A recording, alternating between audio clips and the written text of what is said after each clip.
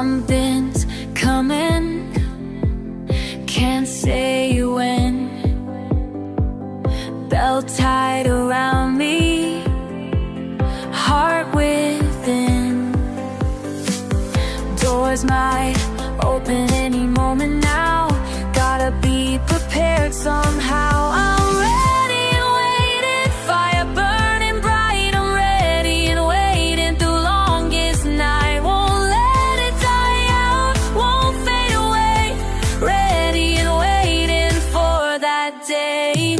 Burning, burning, never gonna stop. Burning, burning, till the moment comes.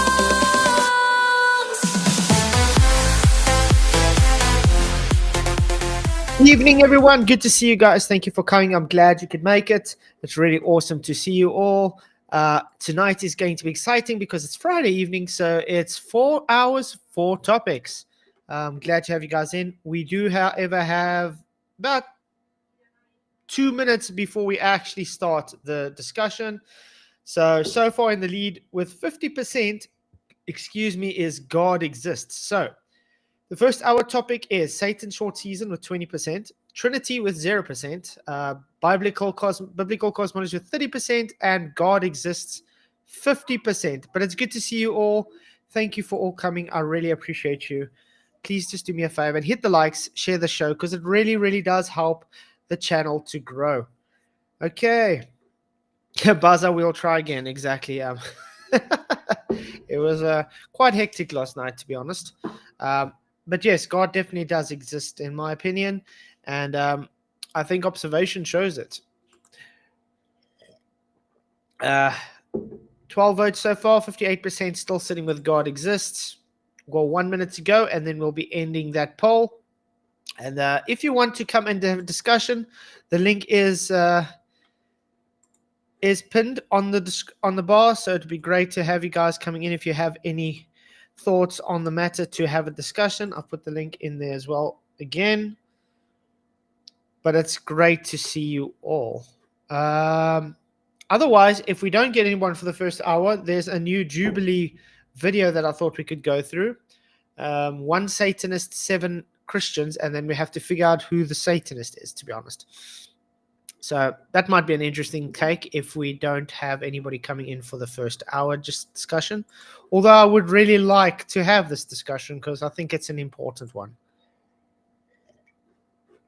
Okay, let's end the poll.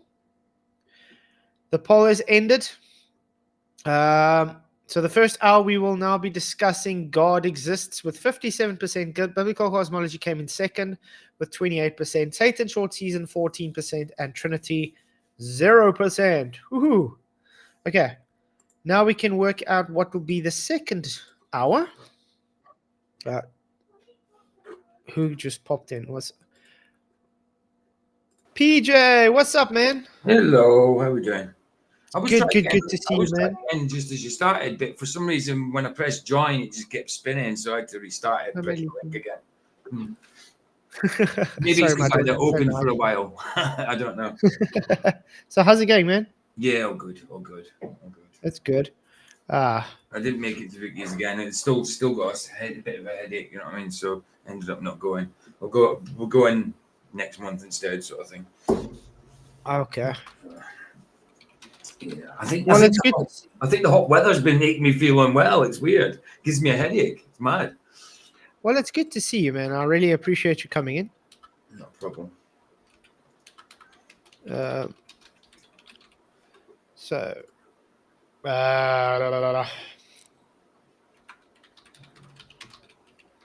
Celestial navigation. Okay, there we go. We got the new poll up for the next hour, guys. Let's see who's in the chat, though. We do see Mr. Stewart. What's up, Pirate Man? Hello. Autodidactyl. What's up? Glad you could make it. Buzzer. Woohoo. Larton's translation. Good to see you too. Glad you could make it. You guys rock. As you can see, it's at least started warming up here a bit because season is busy changing. I mean, I was in the bus earlier on today, and there's a lot of old Asian people who used to live in India and Pakistan and stuff like that, and they're used to hot weather, and even they're saying it's hot here. You know, they're saying it. Maybe it's because they've acclimatized to this weather, but you know, they're saying it's hot, and they're used to 40 degrees plus in India and that, aren't they? So Yeah. They have some hectic weather. I mean, we have hot weather as well, but it's definitely changed because I mean, we actually, it's getting out of winter now, so yeah. it's starting to warm up, which is good. Renegade Seed, what's up? Good to see you too. Ooh, I've just had thunderstorm ones. Good. I love thunderstorms. I was actually laughing earlier. I was watching a video from fishing, and this guy and his buddy was fishing in the lake, and it was storming. So while he was throwing the rod, he caught a fish, but he was like, he's reeling back, and lightning strikes his fishing rod. Oh, anyway, no. he drops his fishing rod. He composes himself, picks up the fishing rod again. He looks around, it's like he's just gonna try and carry it because the fish is still on the rod. Lightning strikes him again. No way. On a rod as well. Wow. Yeah. Wow. You'd think, mind you, he probably had welly boots on. He'd probably be okay. Yeah. But I mean, what it reminds me of a guy I remember seeing a while ago. It's on his gravestone for being struck the most times or something. Yeah, someone's been struck a load of times, and even his gravestone has been struck by lightning a few times as well. Wow. So what happens if you jump up in the air as you get struck? Will you be okay? The thing is, I think it depends as well, because I remember watching a soccer game. It was like 15 or 16 years ago. It was in Brazil, as far as I can remember. They were playing a soccer match, and the lightning struck, and some of the people died. Wow! Because of the lightning struck while they were playing. I've seen a lightning strike close to me when I was in secondary school. We have a clock tower, and it's got a lightning conductor on it. Well, or if that's what you call it. In case it gets struck by lightning, I think it's a lightning conductor, whatever. It gets struck by lightning, and I could see. Wow! It was just a big bang and a flash. It was like, I don't know, 25 meters away from me, and the clock tower's like, I don't know, 50 foot high, maybe 70 foot high at the top part. And what a loud bang. And it was just a pure flash of white. You couldn't see any definition of lightning. It was just a big white flash all over. You couldn't see anybody in front of me, behind me, or nothing, just for a second. Yeah. We'll see a few more people in chat. Alan, Antonio, good to see you, man. CZRN, what's up? Mentally Divergent, what's up? Good to see you too. And ZH Kane. I don't know how to pronounce it actually. Kane. But it's good to see you guys. So yeah, you want to go through? I was thinking, because I don't know if anybody's coming in. Maybe we can watch that new Jubilee video. Okay. It's one Satanist and 7 Christians apparently. Okay, cool. It might be a video you'd like to cover actually on your stream, I think. If I've seen this video today, but I wasn't sure if it was like, I don't know. I'm a Christian. Sorry, kind of. Yeah. Say again, sorry. I was watching a video earlier on. It was about, I can't remember, but this guy, he was a cult leader of some sort, but he believes in every religion, like Islam, Christianity, all kind of them, like a coexist type thing. But he seemed as though he was autistic, but he's meant to be some kind of cult leader. And he was debating someone that was atheist and a Satanist. You know what I mean? But I think they're all on the same team. If you ask me, if he's supporting every single religion, I think they're all on the same team. But, yeah, it's quite hectic though. Yeah, I wasn't sure if it was scripted or not. You know, I wasn't sure. Yeah. I've never seen this guy before. I watched a very odd thing while I was sitting here earlier as well, where it's a whole like culture where people are, they want to be like dogs or something. Oh, wow. And then they like come out the closet to say, oh yeah, they wear tails and stuff. Yeah, they wear tails. Yeah. Yes, they eat out of a dog bowl and everything. Yeah. But there was one thing that I saw, like, out of all of them, not one of them eat dog food though. No. They sleep in an actual human bed. Yeah. They just like the cuteness of it. That's what it is. It's insanity. It is, especially when There's a TikToker out there called he's called Jupiter Hybrid or something like that. He thinks he's a vampire werewolf. He thinks he can bring his My Little Ponies to life. He thinks he's had kids with his My Little Ponies and stuff like that. This is a 21-year-old lad on TikTok. You know what I mean? He thinks he conversates with the devil and stuff like that. And to look at him, you just think he's Quite crazy. you just think he's a strange guy, but this is like evil stuff, you know? Yeah, it is exactly. It's definitely evil. He gets treated as a lol cow. He gets treated as a lol cow, which he is because he's into like PDFs and stuff like that, you know. So yeah. Oh yeah, did you hear Felix Baumgart died today? I think at the age of 54 or something. Oh no, I didn't. No, the guy that did the Red Bull job. Yeah. Wow. Condolences to him and his family, and I do hope and pray he was saved. Absolutely. I mean, that was a big old jump, definitely. There was a lot of agenda and narrative spun in with it, but it was a big old jump, without a doubt. Yeah, it's crazy, but it shows you how quickly a person doesn't know if they're alive tomorrow. Right. And this is why I'm very serious when it comes to people that don't know God. That's it. And 50 odd's not that 50 odd's not that old, you know what I mean? I mean, I'm 50 next year. And to do that jump, he would have had to be relatively fit. Well fit. He would have had to be fit to be allowed to. I think he went like what? How fast did he fall? I don't know. I know it's over the 200 mile an hour or something. Yeah, so he would have reached terminal velocity, wouldn't you have? Yeah, it's quite crazy. Yeah, but remember where he was jumping from, there wasn't much air to reach terminal. Of course. So when he does reach the thicker atmosphere, he could reach terminal velocity. Yeah.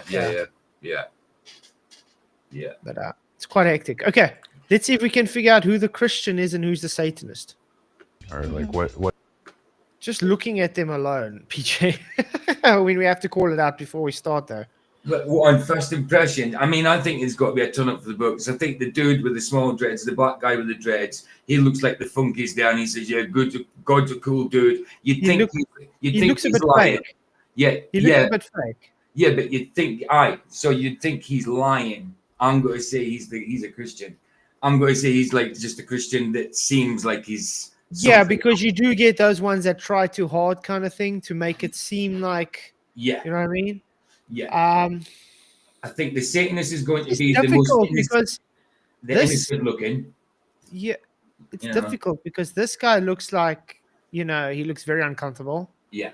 Like he could be trying, but this guy also, I don't know, something about him. I mean, he looks like a secret follower of Anton LaVey, doesn't he? Yeah, but let's say he has that ominous kind of. Yeah. He's even the way he's dressed. I don't know. Well, he's only got arms and a head. He blends in with the background. Yeah, I would say between these two, probably the most innocent looking ones are going to be the Satanists or something along that line, I don't know. I would say between these two in my book, just based on how their body language looks so far and maybe dressed. And it is hard to tell with just someone saying words nowadays because a lot of what people believe is equated with other religions and sort of equated with Christianity because sometimes what they portray is love, peace and all that. But really, when you look into it, it's not all about love and peace. So it's sometimes hard to tell just by someone's words. Yeah, it's difficult. It's going to be interesting to try to figure out who's the actual Satanist and so on. Yeah. I think his research. You see what I mean? He seems very apprehensive about his answers. Hello, everyone. What's up? What's up, Janusz? What's up? How's it going? All great, all good. We can start it. Yeah. So, who do you think could be the Satanist out of this group? Give me a second. I need to look at them. Baza says the guy who is in the red shirt with vest looks like Mike Winger. So it's probably him. The guy Wingerling, Baza? Probably with the guy with the green tie. This guy. Yeah, that's what I say. To me, it looks between these two. This guy and this guy. Yeah. He gives me weird vibes, this guy. Yeah. I think the guy with the red trousers, the black dude, he's got to be the surprised devout Christian. I think. Like Yeah, he's yeah. I Yeah, think that's he's like possibly, the yeah. actor. He's like the Yeah. actor kind of guy. Yeah. Because how he sounded was like, yo, kind of. I It don't could know. be It a doesn't girl sound as well genuine. in the White Blows. With the Jay AI. Heitner says one of the girls. Yeah, I Interesting. think the one on the left, the blondie one. That one. Yeah, I think so. We'll see. But Well, this- it's just appearance, so you have to look and see how they act. I didn't see nothing yet, so that's by the look, pure assumption. Because even the way he stands very stiff to me. But then again, that could just be because he's nervous. But yeah, I don't know. So I like it, yeah, but that's true. I mean, there is a lot of division because, especially today, I mean, look at the heretical kind of doctrines that's come out everywhere. Yeah. A lot You of know what I churches mean? trying to influence people into the church by acting secular, like acting worldly, bringing the worldly people in by acting like them. And they say, oh, any way it gets them to Christ. No, you don't want to get into Christ deceivingly, do you? That's not a good start. Yeah, exactly. And people misunderstand the concept of a church because majority have been indoctrinated and they think they have to go to the building. No, church is not a building. In the matter of what Christ was saying. So church is let's say example of the It's the people. congregation is the church. That's Yes, actually all it is. not the freaking building. The church is only a gathering place. I mean, how the church actually started was a gathering of people. Yeah. I mean, Jesus taught That's this correct. when he was, for instance, preaching to people, under a tree or in the wilderness or whatever. It was a gathering. It wasn't in a specific building. I think churches become traditional in a sense that, okay, because there's a church, you have to go to that church building. Yeah, that's right. This guy's also still dodgy to me. Yeah, I mean, you don't need Luther to tell you what the Bible tells you. Nope. Yeah, yeah. But he did say he was a Lutheran. He did say he was a Lutheran, yeah. But he said something that Luther said before He he quoted kinda, something from the Bible, when the kinda Bible looks like, says to that be anyway. honest, by his clothes. I don't know Well, why. Just He flash. looks like a Jehovah's Witness salesman. or Yes, something. yes, He's exactly. kind of Just like brethren. for me, the type. same. To be honest, Lutheranism and the Jehovah's Witness, the same BS. Oh wow, guys in chat, maybe you guys can let us know who do you think could be the Satanist. Let us know in chat. Well, we'll do it this way: number 1, number 2, number 3, number 4, number 5, number 6, number 7, number 8. Ooh, number So 6. I'm saying. 1 on the left, 8 on the right. You guys can put a number. I'm saying 6 at the minute. I was Yeah, just saying 6 at the six. moment. Look, even how he's standing. I don't know. Maybe It's even just giving 7. me creep vibes. It's Sorry hard to say it say. that way, but that's just what I get. Creep vibes. When you in the Holy Spirit, in your spirit, you get this like off feeling. Of course. That's what I'm getting with this guy. Yeah. This guy also a bit, but mostly the guy with the green tie. I didn't know what they were talking about yet, but when I look at him, just give The me way, yeah. the way his posture is, the way he's. And I mean, think about it. He was the first one to engage with this discussion. And now everybody else is talking except him. He's just standing there listening. He's not Yeah. saying anything. Like when you get someone who's the odd one out of a bunch. Yeah. Like in a crowd and someone's hanging there and you can tell that this person is the odd one out, like the third wheel. Right. Sort of like that guy. Yes, but as well, intelligent guy who is in the crowd and he's scouting the room, the surrounding. So maybe he's just listening what they're talking about, and maybe later he comes with something big. We will see. Yeah, because I just think number 4 is more of like the clown of the class. I think he is a Christian. He's just trying too hard. Yeah. You know what I mean? Agree with him. Absolutely. So I will That say he's tells Christian. me.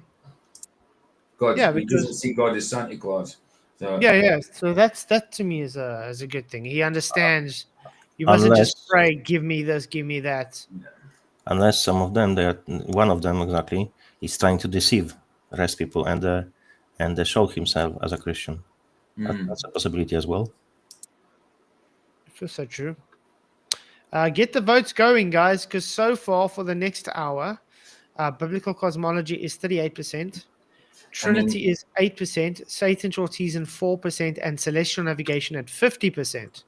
Yeah, people are not really interested in the Satan short season because they know it's BS. So Oh yeah, obviously. But I have to put it up for the yeah, of course. I remember I have a wide variety of subscribers and people that do follow the show. So I have to cater for everybody. Absolutely. And this girl with the green to the left there with the green cardigan, she's wearing a cross. So, like, could that be that because she's a Christian, or is it put there to deceive us into thinking she's a Christian? Her body language tells me Christian, though. It does, yeah. Yeah, But definitely. actor. But yeah, you don't know. I mean, it's still too early to really tell. Yeah, of course. Mentally Divergent, thank you for your $2 super chat. Just with a fist bump back, man. Boop. Thank you very much. You rock. Appreciate all the support, brother. And it's a good nickname to be Quiet honest. time. I like it. Mentally Divergent. Intelligent. It's just one.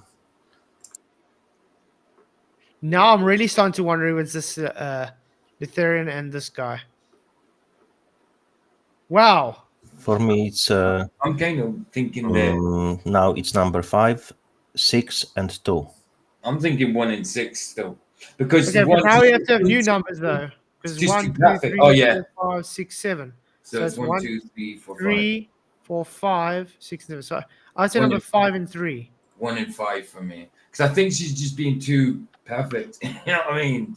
Like too goody, two shoes. And she's wearing a cross. Maybe I'm being a bit suspicious about it, but so far that's what being I'm suspicious because there's always plenty of deceivers. So yes. Yeah. What's up, Bob Ross? How's it going, Derek? Hey, I thought I was like going to be on time, but you started like over half an hour ago. Yeah, these days I've been starting half an hour early again. Oh, Just to get some okay. extra time in. You Okay, are I'll keep that in mind. fashionably late. It's good. Right on. So who Good would night, you, I don't everyone. know if you've been around to know what's going on. No, One of not these long enough. guys are, well, now they say supposedly 2 of them are Satanists and the rest are Christians, and we're trying to all figure out who's who. Oh. Well, that's interesting. Huh. So yeah, we're gonna see. Okay. I don't personally believe Sorry, the I- afterlife I- is sort of like the system was of rewarding you for. Sorry? What was the premise? So they had the task to deceive other. What was the premise of those interviews? 2 people are acting like Christians. Everybody's supposed to be Alright, Christian, but there's so- now 2 people apparently who's Satanists acting They like the have Christians. to act so as they a can Christian, figure yes? out so they can figure out who is the Satanist. Right, but they have to act as a Christians. That's apparently, yeah. And that's okay, why I that's the said this premise. guy Okay, okay. doesn't seem, I don't know. I still think both Satanists are still there. Look, Yeah, me There's too. one out, I still think they're both there. some Satanists, they know Bible pretty well, so they can throw some stuff, and they can deceive us. So But yes, even this guy with the bald guy, he gives me that kind of vibe. I've seen plenty of Satanists look like him. That's why Exactly. He reminds you that's like why a Matt Delahanty kind of guy. Yes, Yes, that's the why I'm not glasses. picking him. it's a tail as well, so that's why I'm thinking about him. The number, I think he's the guy on his left, or his right, sorry, our left, and I still think that the girl in the white, she might be. I think maybe 3 of them, even not even 2. But I'm still thinking he's busy mixing up different kind of Yeah. beliefs. That tells me, I'm sorry, he's not a Christian, because you're not going to mix different beliefs. You're either going to have a belief of one denomination than the other, but he's mixing them all together. And he just said like That to me gives the game away. I'm sorry. He said like a nihilist. I mean, Christians ain't nihilists. Come on. Yeah, and because he's very liberal type, Yeah. Unitarian, universal. Wow. so I'm sorry. I'm going to say number 5 so far. I'm still sticking. I'm an annihilationist. Yeah, I'm going to say number 5 to me. Like you Okay, are. yeah. I believe that it's just like a you cease to exist in a sense. Yeah, for heaven. What? You just it's- cease to exist. You That's not cease Christian to life. exist. Then he's That- not a Christian. He's not a Christian if he believes that, if he actually believes that.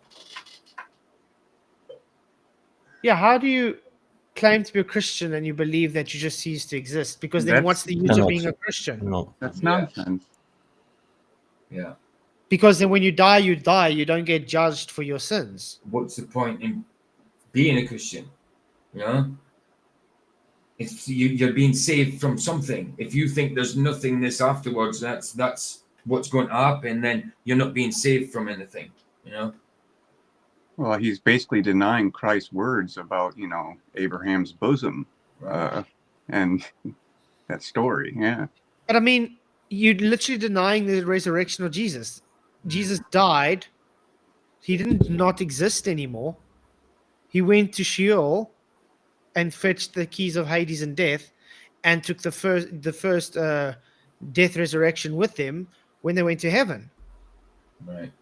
So how is that not existing anymore? It's not biblical at all what he just said. So that's another red flag to me. So I've been watching for 2 minutes. I mean, that was quick. It's 5 and 6. I haven't even heard the others. I don't think I need to. See what I'm saying? Mm-hmm. Mm-hmm. See, I did say that. He's not even getting her point. Mm-hmm. Yeah. Because her point is that if you reject Jesus on earth, why would you want to be with him for eternity? Yeah. Now he's saying, they probably won't get to heaven. No, it's not they won't get to heaven. They choose not to go to heaven. That's her point. Yeah. God's respecting their choice. Right.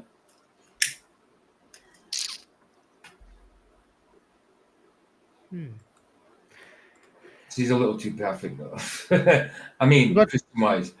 We got 15 minutes left. I don't think we have to forward it a bit, maybe. I think let's forward it a bit because we don't have a lot of time left. Oh, he's gone, by the way. Oh, so they picked him. They did pick him. Yeah, I can see why they picked him. I think I'm they've a got little one. suspicious of that as well. Sorry? I think they've got one of the Satanists out anyway. Yeah, but then remember they said there's actually two, so it's gonna be Yes, interesting two. to see who. But Mm. to me, it was that other guy, and between these two, this guy and this guy, Yeah. I've got a feeling it's this guy maybe because he gives me that kind of, like I said, Matt Delahanty feel. But this guy also gives me that. But also the one that seemed a bit Catholic, like the one with the burgundy top. Oh, He hasn't said That much. guy. He hasn't said Yeah, but much. that's what at we've all. been watching, man. Remember, we forwarded quite a lot of the video now, True. so it's also difficult. Mm. Mm. Then he's not a Lutheran. What? Why? The Lutherans do believe there is a ordained vessel to God. They're almost like the Catholics. So what you mean, like the Pope? They don't believe like in the Pope, but they do No, believe obviously, there but is like- a spokesperson. Right. Okay. I didn't know that. I didn't know that Lutherans believe that. Let me just make sure.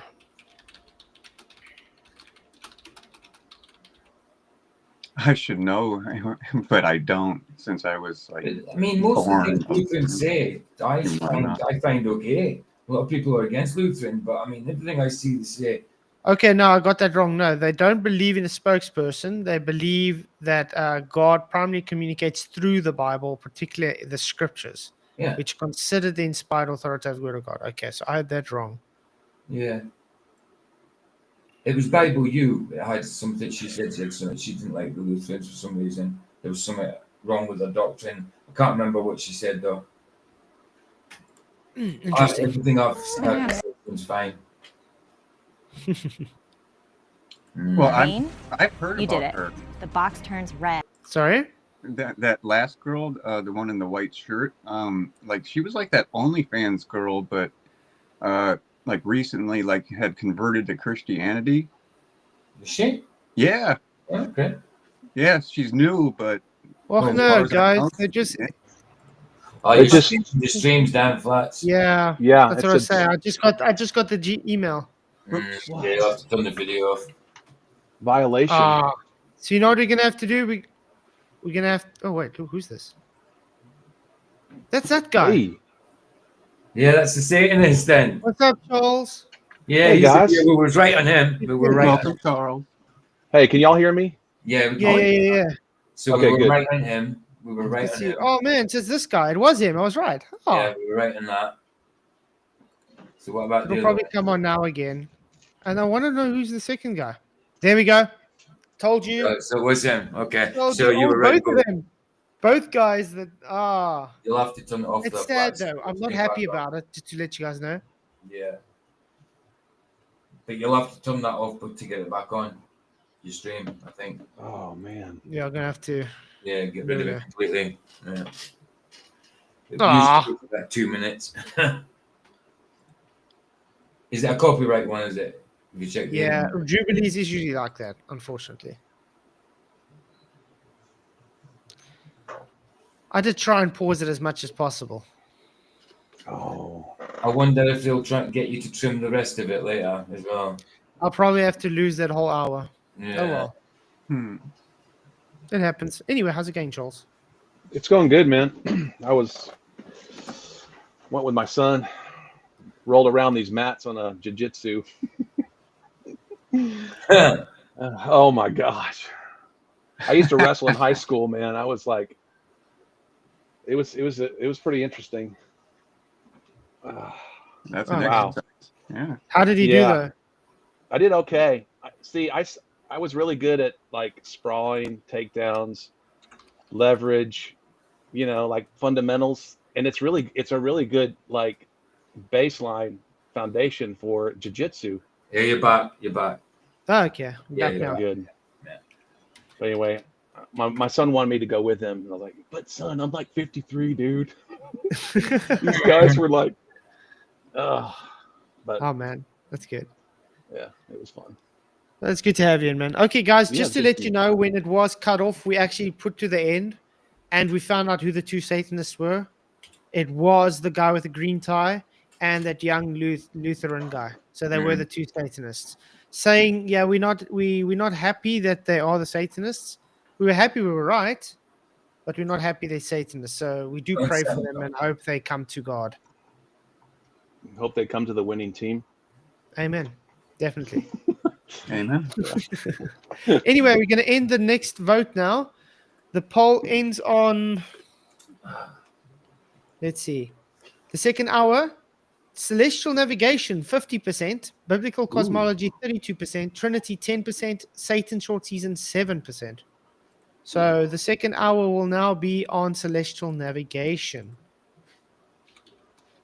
Yay. Wow, that was hard to figure out for Brenda.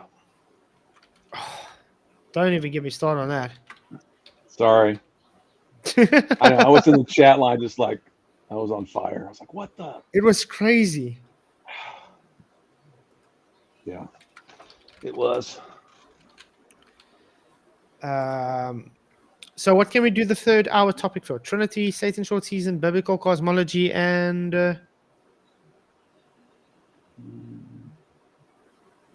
level. People like talking about level. Oh yeah. There's Water. the next. Yeah, water. Water's part of it. Yeah. So the new link is out, guys. The new poll. Please do hit the links to come in if you want to talk. But now for this next hour, the discussion is going to be celestial navigation. So it's up to you guys on what you want to discuss. So what are you guys' thoughts on celestial navigation? Well, as I teach history, I was pretty. This was just this year. Fascinated how the astrolabe worked and the sextant, and how they used to navigate the new world, and it's all horizontal baselines, to stars, and so they're teaching flat Earth. It has to be flat. I never heard of a curved angle. Anyway, so that was always fascinating to me, and just learning how those worked, and so it's historically true. It's a fact. You can't argue with that. You know. No, that's true. Yeah. But I mean, if you look at how they do the navigation and stuff, even for their globe, it's based off of the Earth being flat. Hey guys, sorry, I needed to go for a few minutes away. I'm back. So who was the Satanist? Two of them, the one with the green tie and that young guy, the Lutheran. Both. Oh, right, okay. So So we were right. I got one right. Yeah. One. And for celestial navigation, I had a thought where it's like, because so often we see it being used for like naval purposes, you know, when ships are at sea, it's like people think like it only works on the sea. Like you can use it on land too. Mm-hmm. That's right. Yeah, you can use it everywhere. Absolutely. But Yeah. you cannot use it in space because it No. doesn't exist. Yeah. I just think it's great how they used to get themselves around the oceans with it, get from place to place. I think it's fantastic how they did it. And like you say, it could only be done on a blooming flat plane. Yeah. The It's lights in the sky, obviously. We need the lights in the sky. Mm-hmm. yeah. Where are you getting your baseline from? In hell? Oh, You know, I mean, that's in Sheol. Yeah. And you know, I mean, Nathan Oakley he's pretty solid in that. You know, I kind of, Mm-hmm. as far as the understanding and showing the diagram, yeah, it had to be a left. So it's impossible. It really is.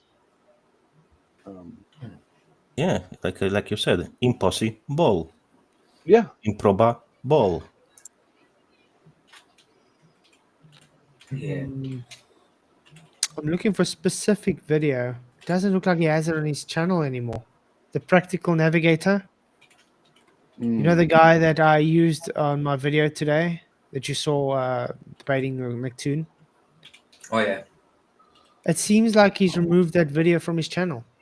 Wow. He doesn't want to show how he explains navigation using a triangle. That's quite odd. What about quantum eraser? Does he have anything? I thought he had something.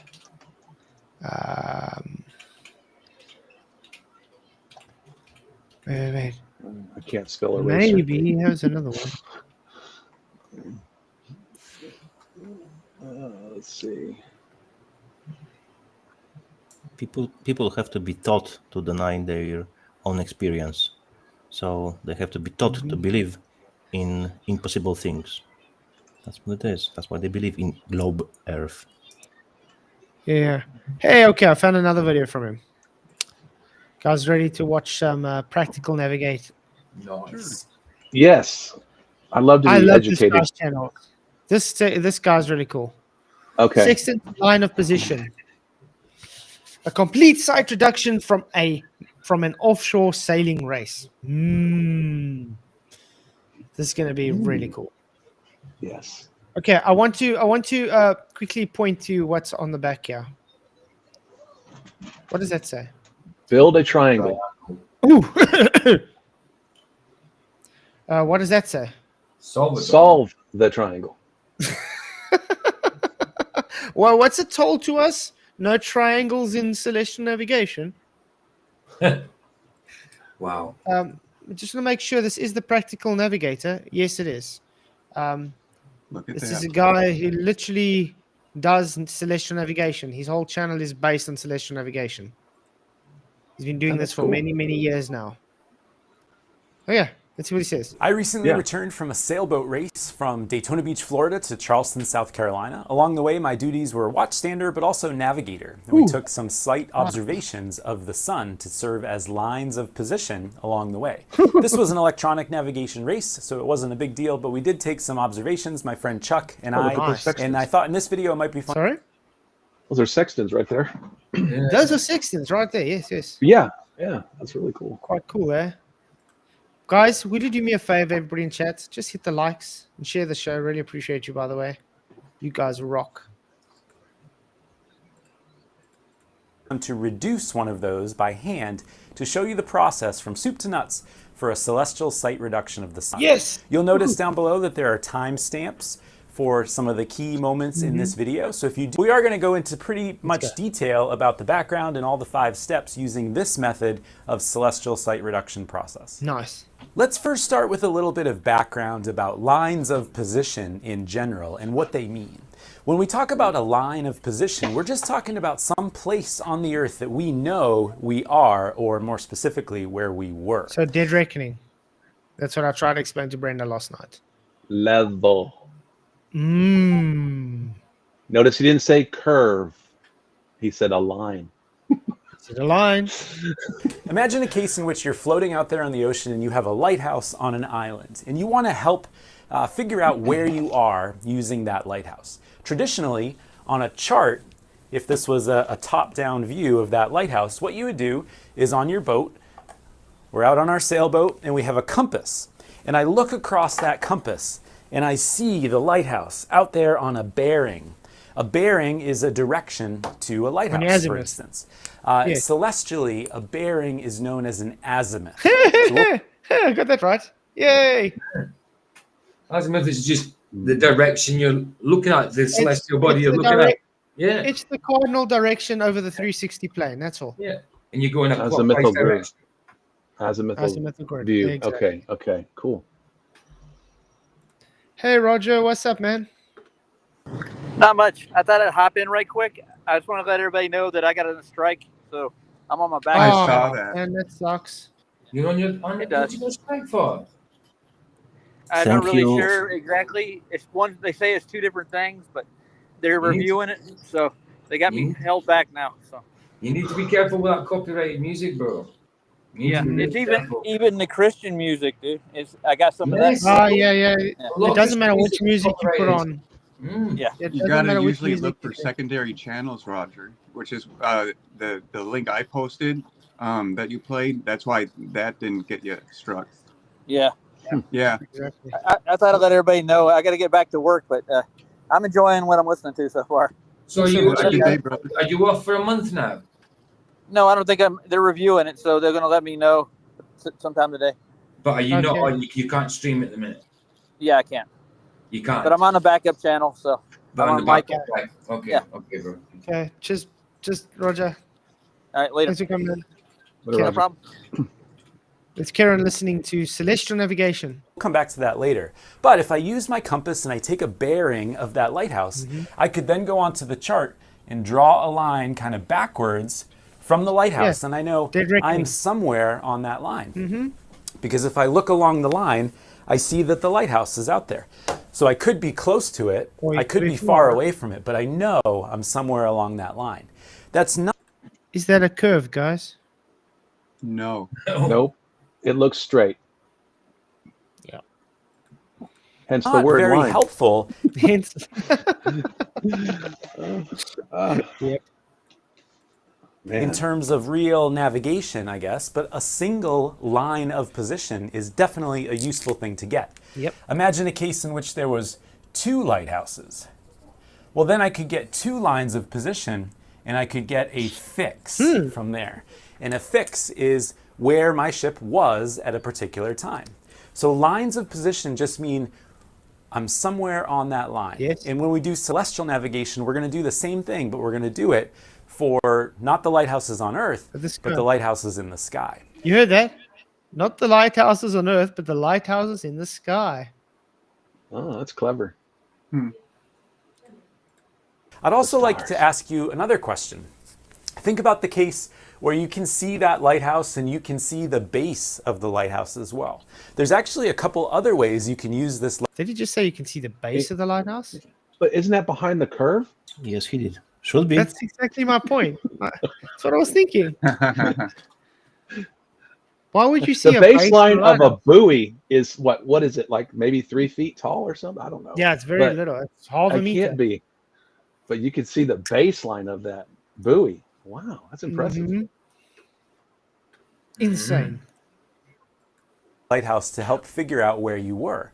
For example, if you had radar, you could bounce radar waves from the boat to the lighthouse and back. Using the speed of light, of transmission of electromagnetic energy, you could figure out how. And those light rays travel straight. On a straight line. Yep.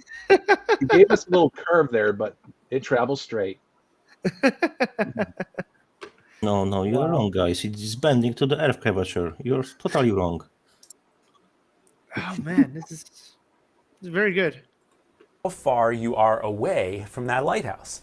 So even if you did not have a second lighthouse, if you had radar, You could just bounce. if you had radar, you could say, okay, not only am I on this line of position, but I'm this far away from the lighthouse because of my radar tells me. And then I've got to fix that way. So a single line of position and a circle of position, because I'm somewhere on that circle based Circle of equal altitude. Mm-hmm. on my radar time, gives me a fix. Likewise, we're going to do something similar with celestial navigation, but not with the lighthouses on Earth, but with the lighthouses in the sky. Yes, please. Yeah. So circles of position, lines of position, all helpful stuff when we're trying to figure out where we are or where we were at a particular time. Nice. This is what most traders see when they open their Wow. charts. A blank canvas. They'll spend the next 30 minutes drawing. Okay. Less Funny- common for terrestrial or land or water, earth-based navigation would be using geometry to help figure something out. Okay. Because if you knew the height of this light, and they're always listed on the chart, He's going to do trigonometry now, guys. I wonder, and you had some tool to help you measure No, the it's not. angle between the I bottom. I think this example of trigonometry will trigger some of them. Oh yeah. But he says, you use a tool now to measure the bottom of the lighters, maybe like a sextant. I love this. Oh, this is brilliant. And the top of that light, Yeah. you could create a little triangle here. No, it's not triangle. It's a circle. It's good, Flats. It's good when you do these things because it's not coming from your mouth, and people just don't receive, And so when someone with no bias or anything is explaining that, it helps, people have a better understanding without, okay, this is just reality. So. Yes, but we still deny it. I know. We can only do so much. But That's true. You can bring horse to water, but you can't make him drink. All I get told the whole time is, Flats, you're making this up. It's not true. Yeah. Right. And Charles, it's not just Flat saying this. This is just established fact. Yes, exactly. Mm-hmm. It's just established fact. It's not even a fact. It's axiom. You just it just is. It's self-evident. This is how it works. It has to work this way or it won't work. just don't argue about it. There's no point. So if someone is arguing about that, it's like arguing 2 + 2 is 4. It's the same. I bet you there's a lot of closet flat Earth sailors for sure. Oh yeah. Oh, definitely. Definitely. This looks flat to me, guys. And it's a right triangle. Yeah. This is a right angle triangle. I mean, come on. Can it get any clearer? Come on. What the- Yeah. Yeah, that's right. It's a right angle, assuming the lighthouse is built straight, of course. So if you could measure this angle right here, call it maybe theta, that's like a mathematical angle, and you knew this angle right here, 90. and that means you can figure out this angle right here, and if you knew the height, if you think back to your geometry days, if you know 2 angles and a side or 2 sides and an angle, there's some rules that help you figure out the rest of it. Sine and cosine. And you can figure out your distance using that method. Oopsie.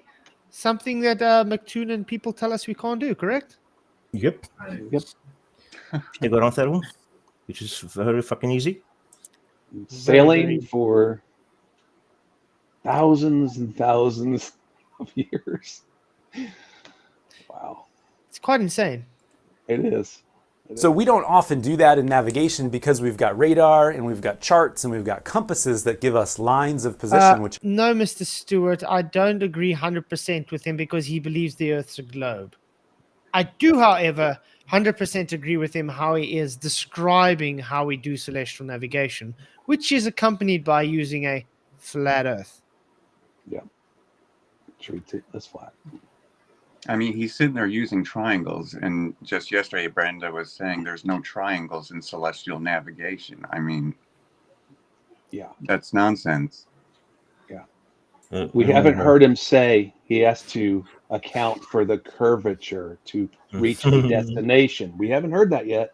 So far, it's been a line and straight and right angles. I like this phrase, you know. You can't fix stupid. It's impossible.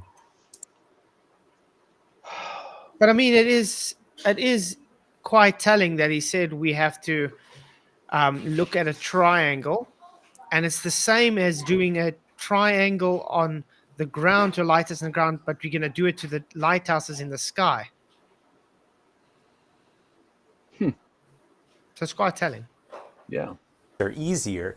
But this is a valid technique. And when you think about celestial navigation, we're not necessarily doing that, but the principle of triangles and angles and right angles and figuring out sides and everything is definitely helpful when it comes to a celestial site reduction process. So let's imagine a different situation. Did you read comments how the freaking Globers are triggered? They're trying to explain him now what he's doing or what he's not doing.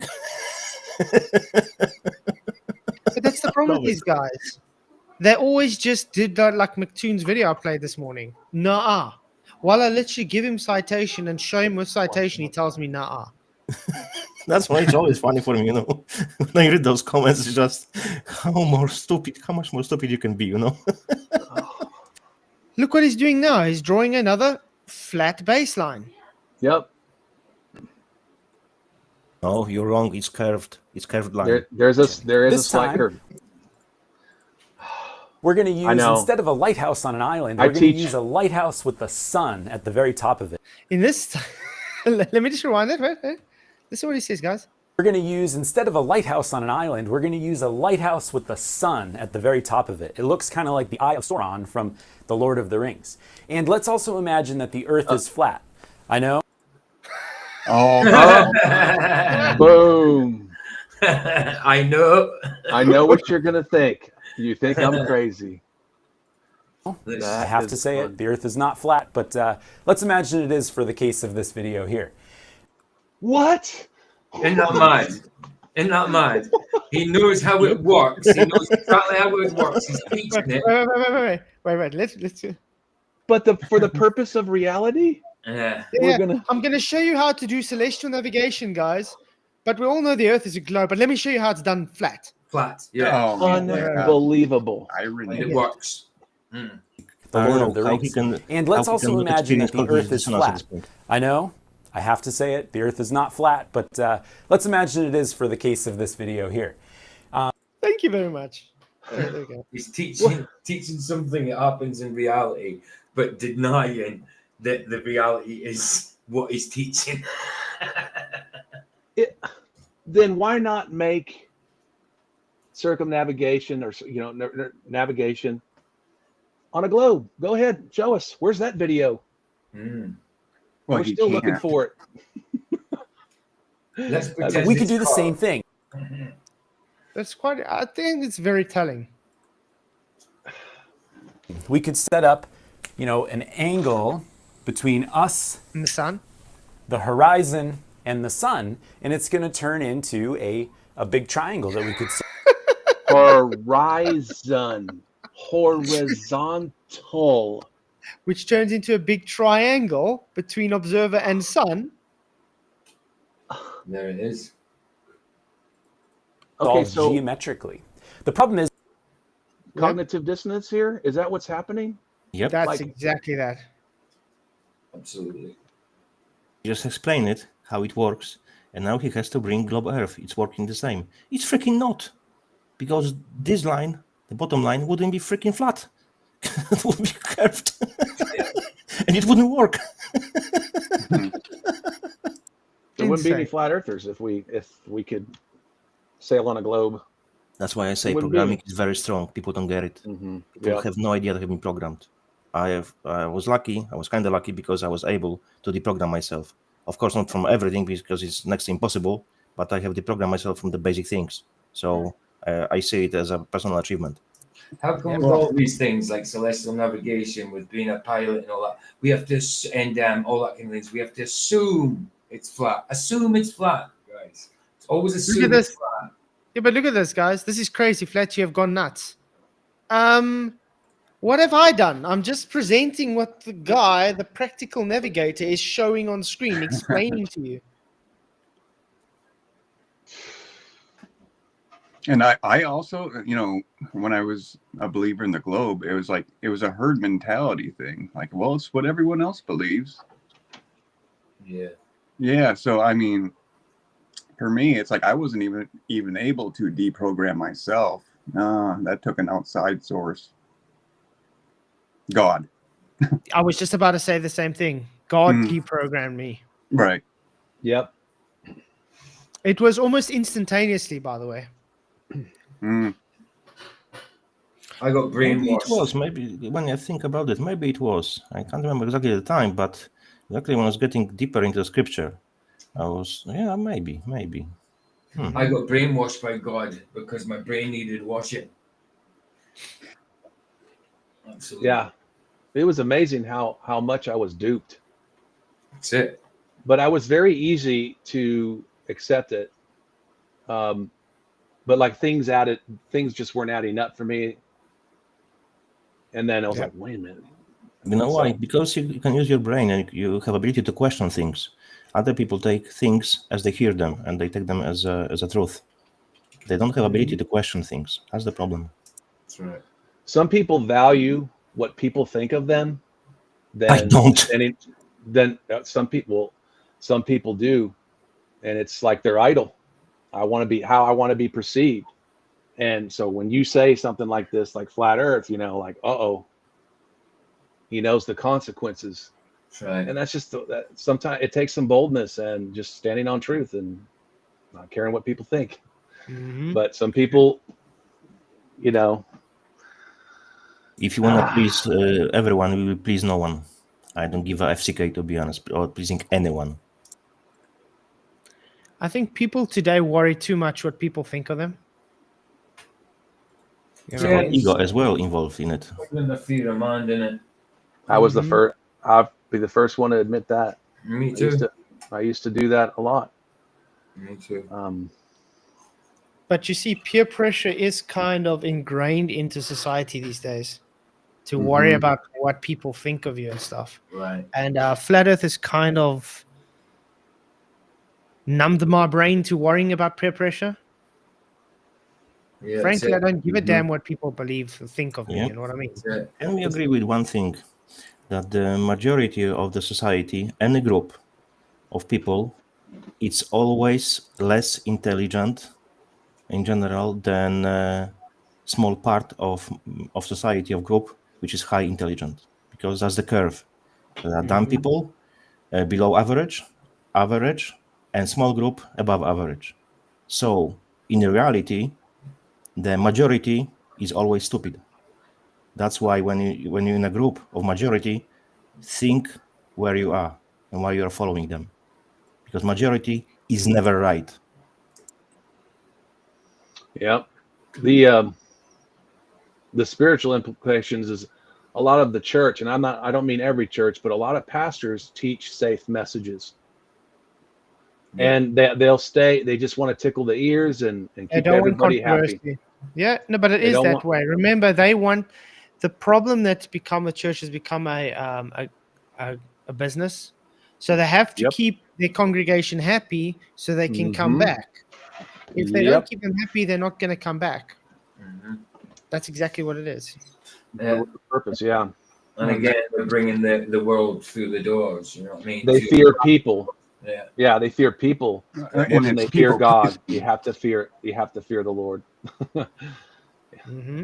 Exactly. The time is. I'm I get convicted of that, as I grow closer. Those are one of the things that I struggled with, and so I pray that I grow in those things, take on His character. I don't care what people think. I care what God thinks of me. Right. But That's all that matters. one day we'll stand before Him, Amen. and we'll have to give an account, man. Exactly. And whoever is still there after you're done teaching what God wants you to say, I mean, it might be nobody. Who cares? As long as he's pleased, that's all that matters. Yeah. I agree. Okay, guys, ready to go on? Yep. Do this. We don't really have a chart that tells us, hey, where is the sun actually on the Earth? Because it's not. It's way up in space, right? But if you were on the sun and you dropped a line down to the Earth, just a little messenger line or something, it would impact the Geographical Earth at some position. spot. If you were standing at that spot, you would get whacked on the head by the object from the sun, or if you looked straight up, you would see the sun up in the sky, dead overhead. This spot on Earth is known as the geographic position. Notice that geographic position is on the same plane as the observer. Yep. So in other words, let's say that circle equal altitude is 3,000 nautical miles long. That means it's flat for 3,000 nautical miles, people. Oh. Impossible on a globe.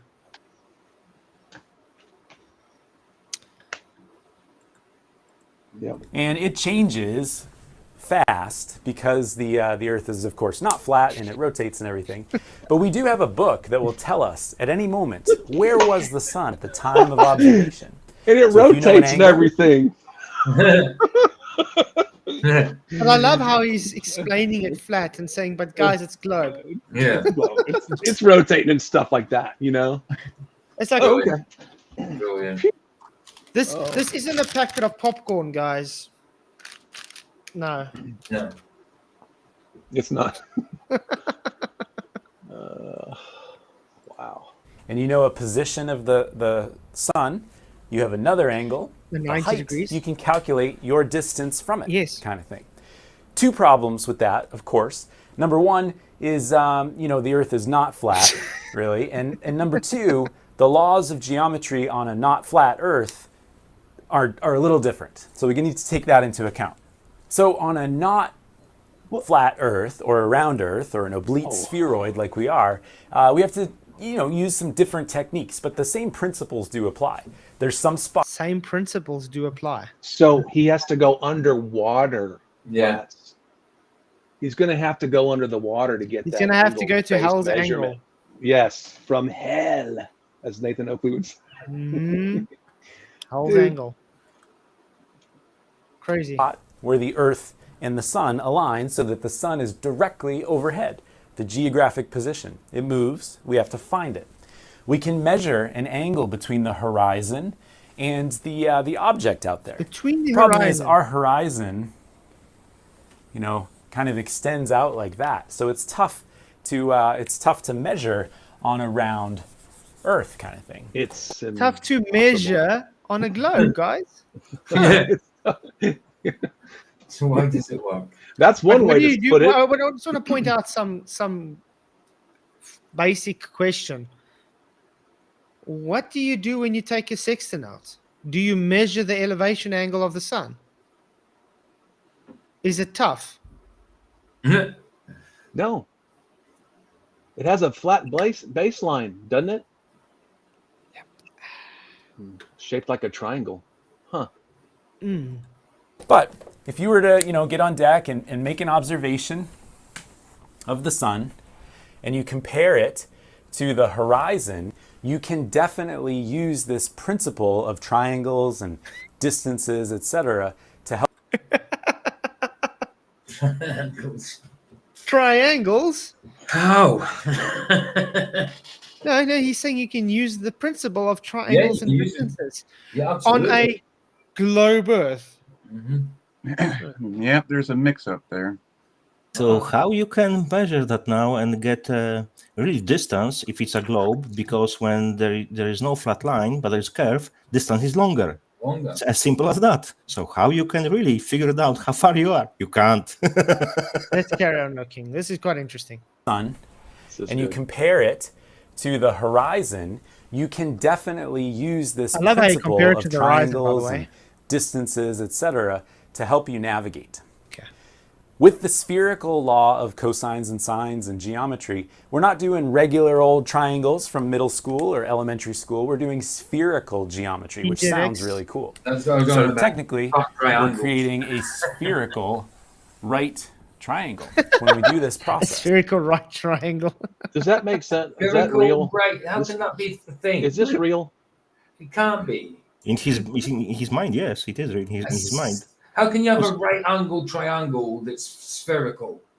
But you see, Oh, my word. what way he has to go to justify the globe.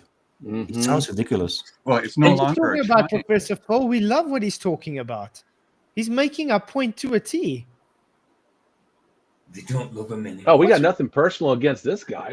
Oh no, he's awesome. He's explaining. It's amazing the live malfunctions his brain's having when he tries to Tries to make fit it in. Yeah, tries Exactly. to fit the flat Earth and the trigonometry because he knows the triangles are flat Earth based, but he has to fit it into the globe belief.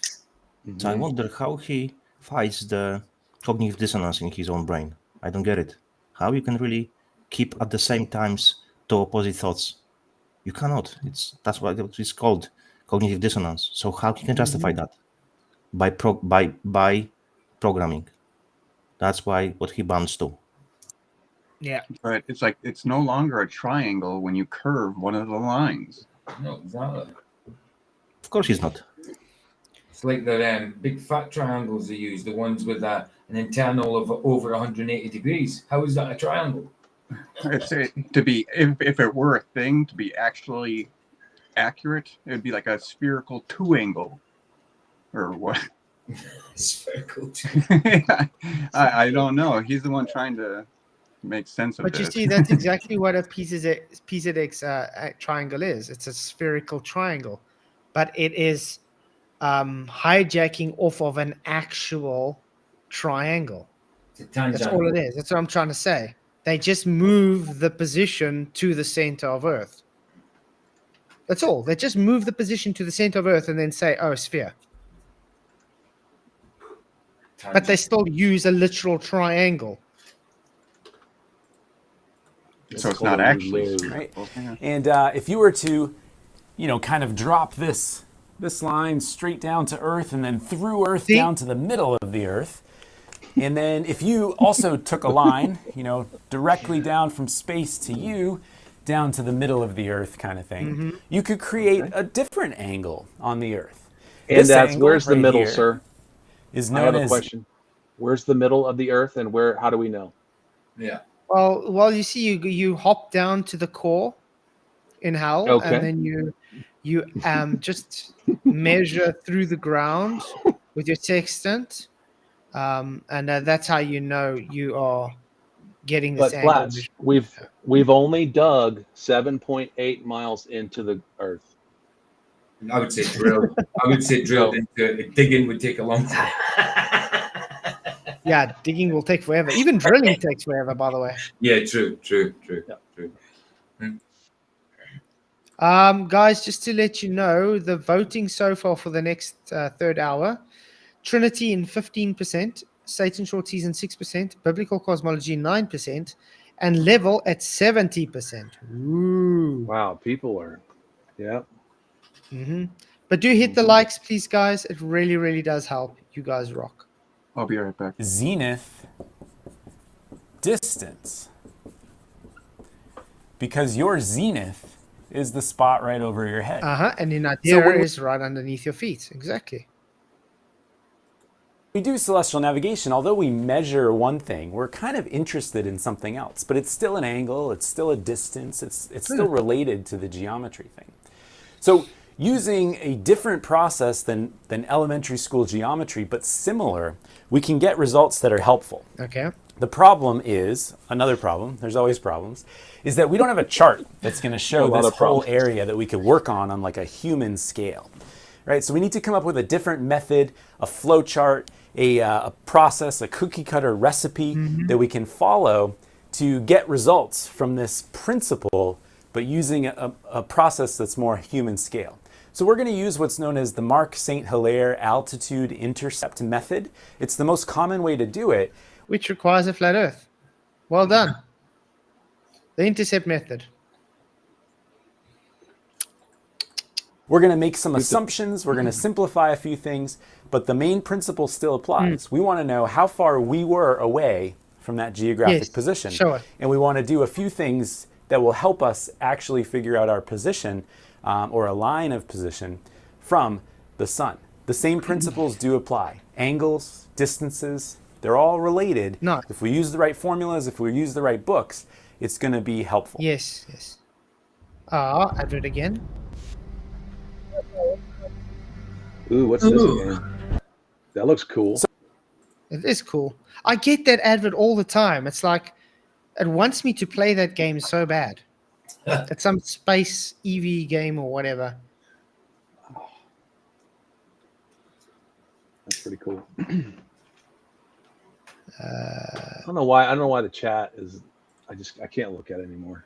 It's ridiculous. It doesn't really help. I mean, have you not like- realized how they all cry in chat, but they don't come It's on just to actually? ridiculous. Yeah, they don't come on to tell us how we're wrong. His illustration of a flat baseline elevation star to the stars was perfect. It would be there was nothing wrong with it. The problem is he's trying to equate it on a globe, and he could not. He's not doing it. Well, we're using spherical geometry. I'm not going to show you that. Okay, I'm just going to stick to that. But I'm going to, you know what I'm saying? And that's. I'm sorry if he does. Great, show us. I'd like to see it. So take that same concept that we just talked about, angles, distances, etc., the sun being a lighthouse in the sky that's like really, really tall, the concept of geographic position, distance, etc., and think about it from space. If we're looking at the Earth, the round Earth, by the way, our ship is out there floating around somewhere. Okay. And remember that there was a celestial object in the sky. I like us to keep on iterating. Yeah, because he mentioned that once.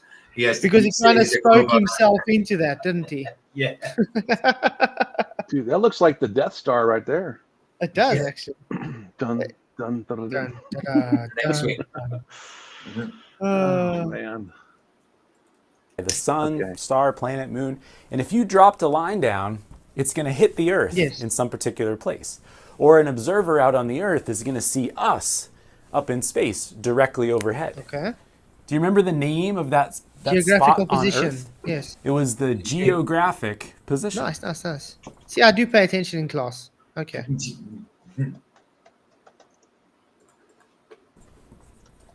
So we can find that. That's great. Some people and then we think said we ground create position, kind of don't they? Ground position, geographic position. angles and distances to figure stuff out, the zenith distance, as it were.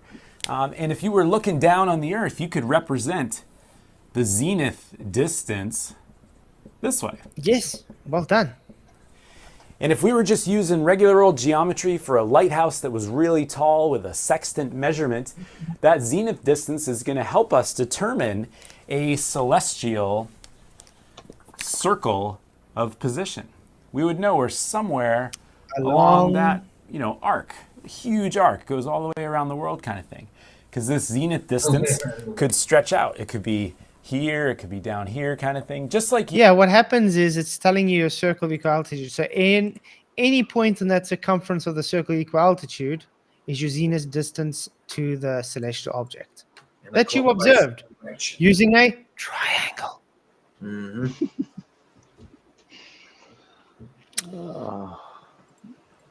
Using a radar on a lighthouse, we're creating one circle of position around the GP, or the geographic position of. I just want to point out, guys, that is called triangulation.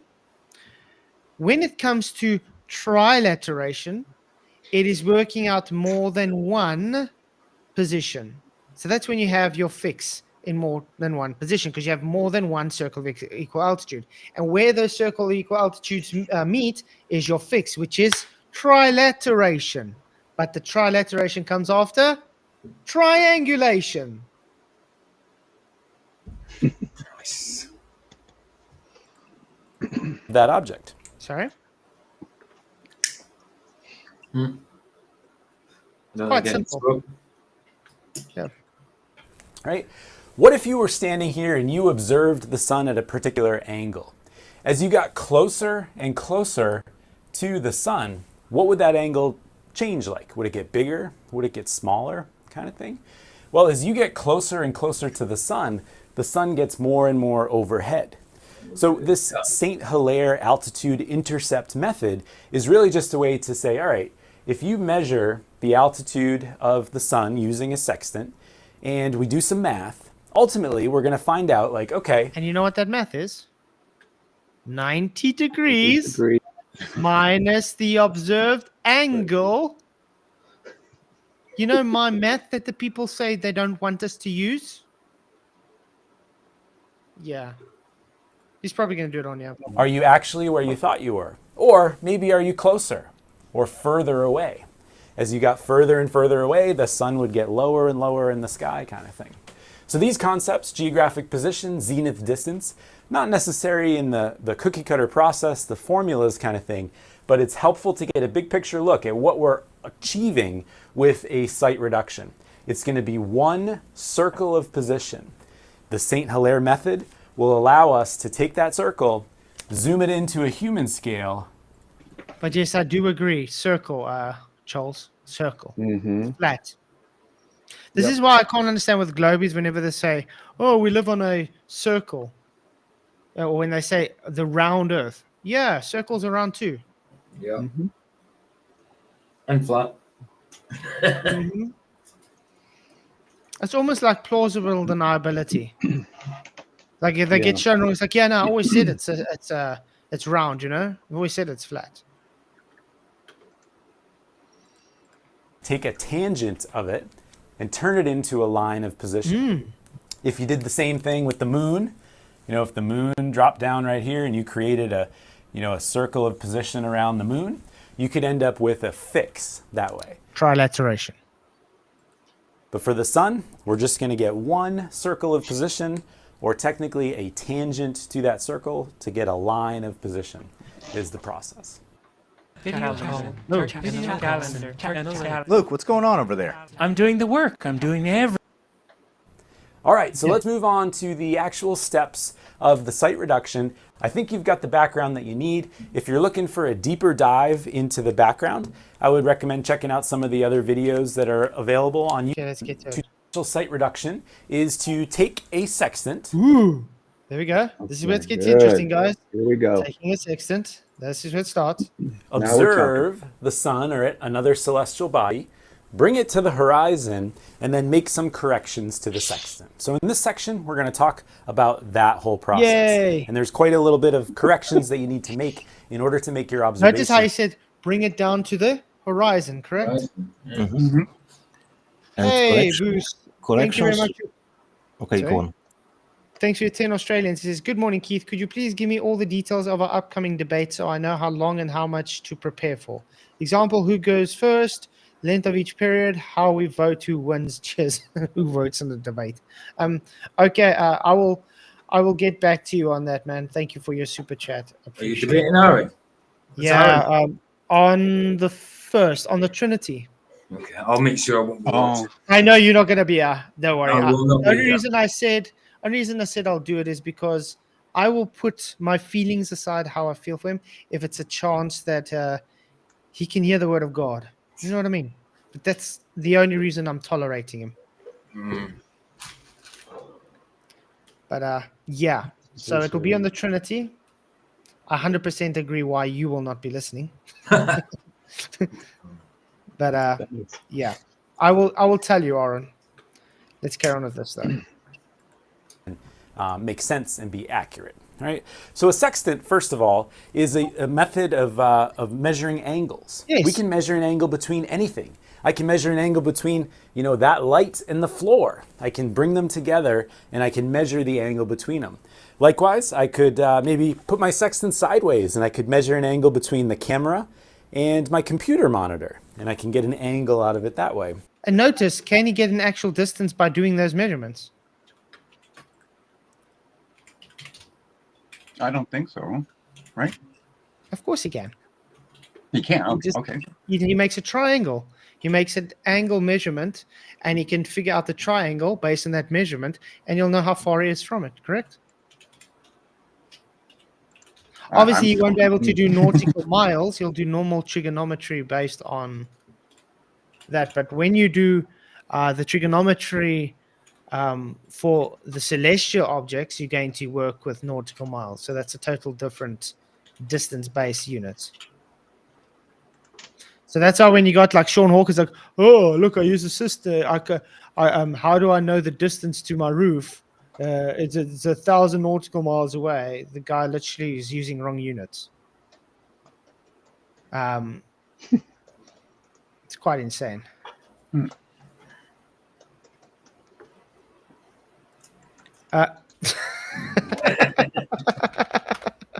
I figured that out, yes. Yeah.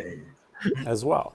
The sextants are very, very useful and very precise in measuring angles. Thank you. When we think about, triangles and distances and all that theory, this is the tool to use it. The problem is there's a couple of corrections that you need to make when you use this sextant. Yes. So first things first, what are we looking for in the sextant? Well, if I were to look directly through the sextant, I'm going to be looking through a telescope and then what's known as the horizon mirror. This horizon mirror is clear glass with a little bit of reflectivity on it so that I can see the horizon out there. Now, if I'm looking at the horizon, that's great. But if I'm looking at the sun, I'm going to burn my eyeballs out most of the time. So we've got some shades in here. No, really. Good idea.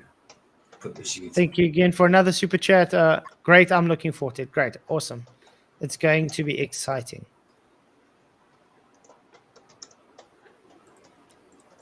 That will allow us to protect ourselves, just like sunglasses, Nice. from the sextant. Okay, let's get to it. Angle Actually, we don't need to mirror. learn how to Mirror use a sextant. observe the video through round object mirrors, Okay. unless they So I'm from the seaside. I'm from the seaside. I'm from a do fishing that. town. You've never, ever done used is it. touching the horizon through the sextant.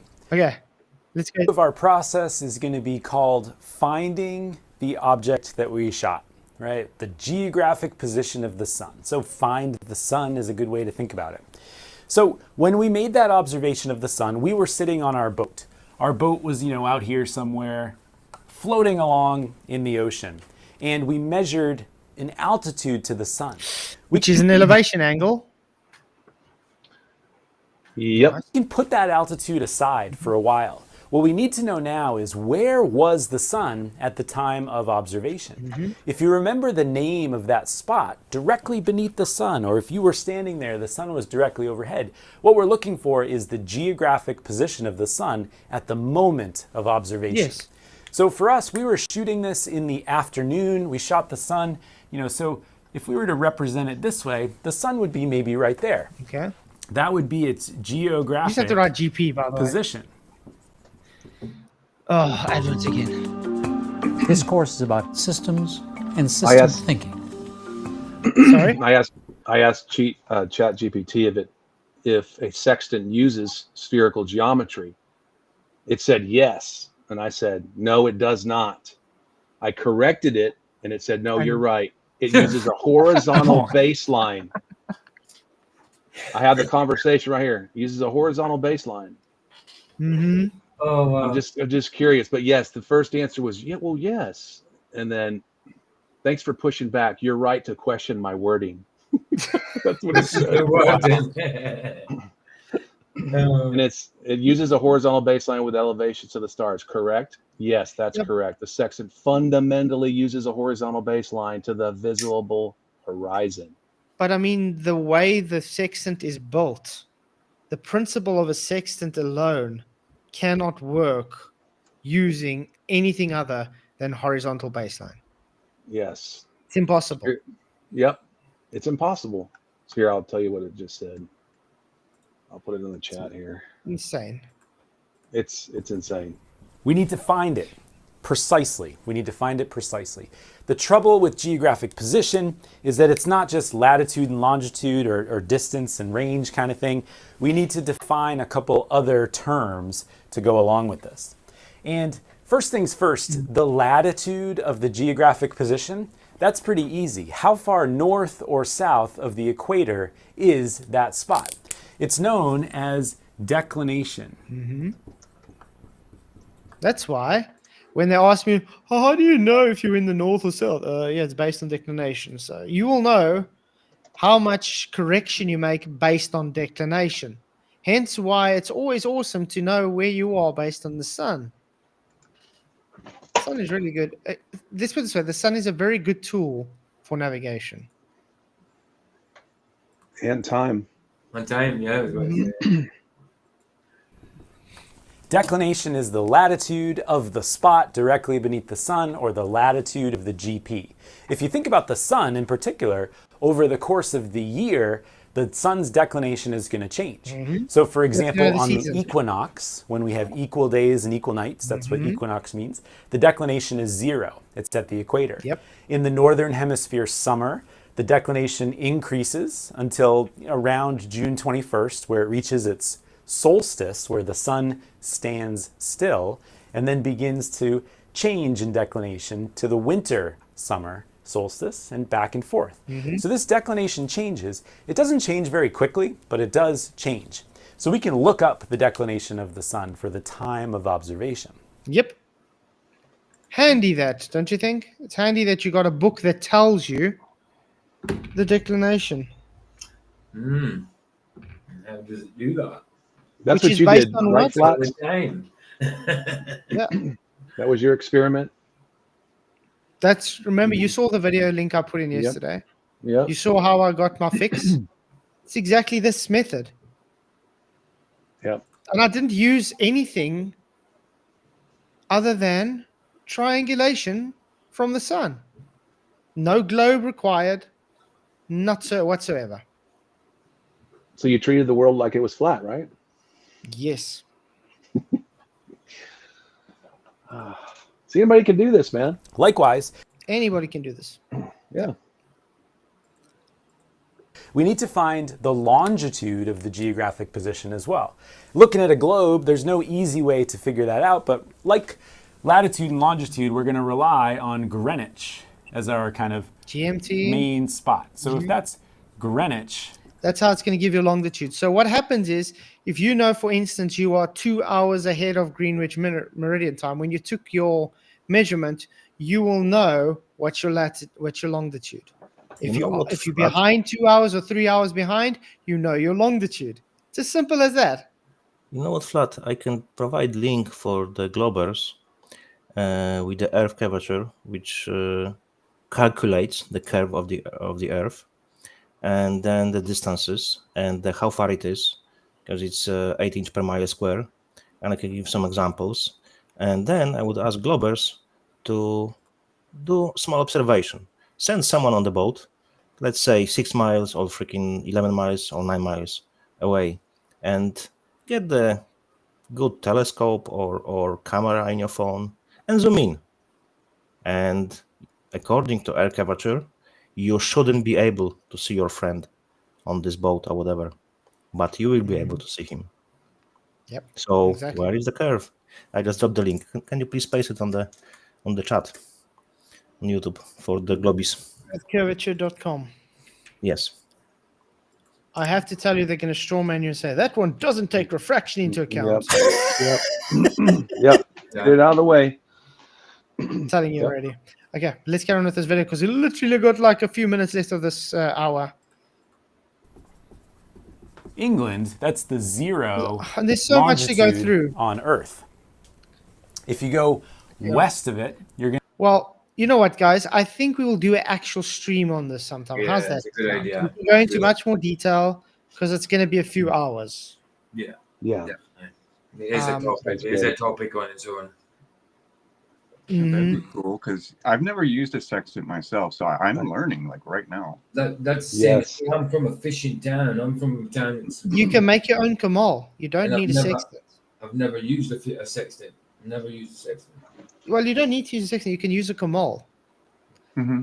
What is So that? you take a protractor and a piece of string with a weight, Yeah. and then you have that piece of string with a weight hanging, and you use the protractor Right. to measure the angle. Hmm. There we go. Got you. Yeah. I get it. So yes, nobody really has an excuse to say, I can't do the navigation. It's quite insane. And though It'd I be do cool understand to- the flat baseline part, where it's like as soon as they go through the earth, that's no longer a flat baseline because it, like, you need the earth for a base. Exactly. You know what I would have done, what my second choice of a YouTube channel would have been if I didn't have a family, was get stuck in the middle of nowhere and navigate out to go home. Oh, that'd be good.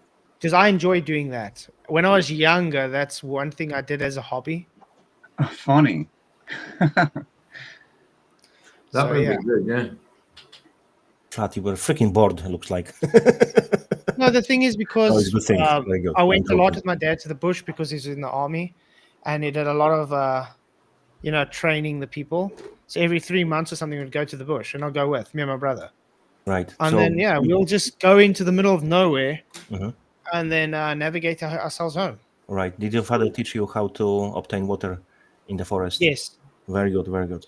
Survival skills are have very to. important. Yeah. Water is the most important thing when it comes Yeah. to. You can survive And then without food for a protein long time, second. but yeah. Flat, I have dropped some info for the Globis and drop of the earth curvature in the feet, inches, and later even meters and kilometers. So Scott, my fitness channel has been put on hold of late because I've been very busy with children and my new child and work and everything. But I have plans for it. As you see, I've been bulking up my stomach for the last few months, specific for that. So yes, there's a video coming out soon. Well, in a few months. Well, it's a progress video, which will be Amen. coming. So yeah, I deliberately made myself a bit dad bod for a video. I mean, I was constantly at 12% body fat. Now I'm Wow. sitting at like 25%. Come on, it's quite hectic. I didn't want to go more than 20, but recently it was my child's birthday and I ate a lot of cake. So Yeah. I went a bit overboard. Hey, I love food, man. Celebrate from time to time. Mm-hmm. what's the phrase? Some people eat to live. I live to eat. Yeah. Eating is fun. Anyway, the third hour topic is voted. I closed it now. Level at 65%. Trinity at 17%, Biblical Cosmology at 12%, and Satan's Sword Season at 4%. So we will be discussing level for the next hour. So maybe let's start with the basic. What the level is, because nobody has its curve. What can we just have for the fourth hour discussion topics, guys? I won't be here for that one, but I love biblical cosmology, but I know Biblical that's not Cosmology popular. 1. Okay. And another one. What else you guys want to talk about? Who's better, Barbie or Ken? I'm joking. Yeah. you need to do Thanks, a Ferdinand. stream on tides again. I like tide streams. They're pretty good. Tides? Tides. Tides, that's a good one. Tides. The ocean. Explaining tides. Yeah, explaining tides. Okay, tides, that can work. Okay, next one. How it doesn't wrap around, how waves don't wrap around Antarctica. They come back. Yep, yeah. How Oh, tides that's a good one. thermohalion currents and just thermodynamic processes. Mm-hmm. I mean, I actually did a demonstration in the fish tank to show this. Yeah. Solar neutrino. Rocket launches. That would be fun. Rocket launches. Okay, that can go. Yeah, rocket launches. Solo neutrinos can't really be much of a discussion because we're just going to say we disagree. You guys are just going to say you agree. That's it. Not much Did of an you hour ever discussion. check them yourself, or you just provide information which was told to you? So, if you cannot observe it yourself, cannot test it yourself, please don't bring it as argument. It's kind Okay, of I'm going to do the last one as observation. How's that? Nice. Observations. Because that's like a wide variety of things. Mhm. Okay, so for the 4th hour, the votings will be biblical cosmology, tides, rocket launches, and observations. Get the voting done. Woohoo! Okay, but for now, we're talking about level. Are we going to get any Globers to actually come debate on level tonight? I have no idea. We need a But cricket soundtrack. That would be awesome. But I've debated yeah, that at length before myself, level, like with Globers, and they're always trying to tell me it doesn't mean flat. And I'll show them the definition, and it literally is synonymous with flat. It's in the definition. you see, the problem they don't understand is level is always flat. Flat is not always level. Right. Do you understand? Good. Because you can have a flat wall that's not level. Yep. But if you have a level floor, it has to be flat. Correct. But They I'm try to so reverse it. tempted to show like my demonstration of the bottom up obstruction on the surface, flat surface. But I can't because I have to keep it for the video for very specific reasons. Mhm. I just hope I can get it done because I'm trying to explain a few things on that video as well. So looking forward to getting that done. At least tomorrow morning, it's going to first be me and Michael with our part 2 recording of debunking the Satan short season. That's going to be quite cool because I mean, what we worked out, we're going to need like 24 recordings. So it's going to be like a 24-week long Yeah, because he's done about 24 of them. episode. Yeah. So it's going to be really cool to go through. That's cool. That video is not doing bad on my Christian channel, by the way. So it's I don't get not doing bad updates on that. don't you? Yeah, no, I haven't seen anything from it. Look, my subs are still very small, but I know, and I'm one of them. but I get a lot more views than subs, so that's a good thing. Okay. So the view to subscriber ratio is good. You know what I mean? Yeah. But yeah, that channel is just dedicated to Christianity, and mostly at the moment it's been against preterism and Satan's short season. So I do think that's quite a cool channel. I like that. Okay. So the Earth is level and flat and stationary and enclosed, and no globies want to come in to tell us otherwise. So we can just accept it.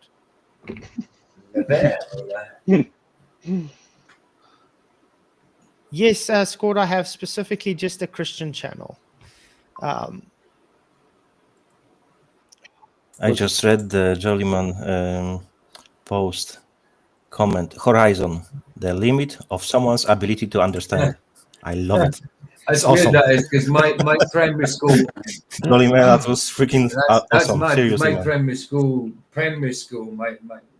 like this younger school.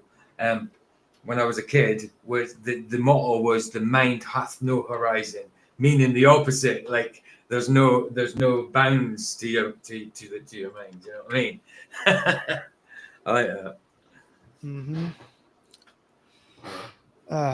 Yeah, come on, guys. Where's the globies? Where's the people to tell us? Nah, let's look at the definition. Just ignore what the definition says of level. Because that's what they do. I keep wanting to hear, "Hello, guys. It's Brenda." No, Hello. unfortunately, He's gonna. You don't start summoning, please. Don't summon. Sorry. the problem is with Brenda, especially from last night. Now I've kind of decided Brenda has to take a bit of a rest from this channel. because last night Brenda was not only just very disrespectful to Christianity and to our faith, Brenda was very dishonest, and everything I show Brenda just tells me, nah, I'm wrong, contradicts himself constantly, and tries to turn it into a shit show as much as possible. Unfortunately, it's gotten to the point where it's just so bad we can't really converse like a normal human being anymore. So, sorry. I want people to actually be honest if they come on here. You know what I mean? Brenda went to school to learn how to learn. Like, so if you like, if nobody taught you anything and you just sitting there, you would learn something naturally. You would still learn through observation naturally. Yes, when you get taught by someone, you learn more and you learn tactics and different ways to learn things. But Brenda was trying to say that you don't naturally learn stuff. You have to learn to learn. If that's the case, then if you didn't have the ability to learn, how you go to learn? You know, it's a natural ability to learn. You know, it's God given. You learn instinctively. Exactly. I was going to say, Boost for $5. Thank you. Says, what if you hold the paint sander level with a contour of a car? Is it level but not flat, right? No, it's still flat. Because remember, level is in reference to a parallel. So if your contour from, let's say, this mug, and I'm going to hold my phone level to it, there, it's flat. It has to be flat. When you hold a sander, when you're standing, you have to make sure that sander sits always flat. So if it's level to the reference of the contour of the car or panel or whatever, yes, it's level and flat. Thank you for your super chat. Awesome.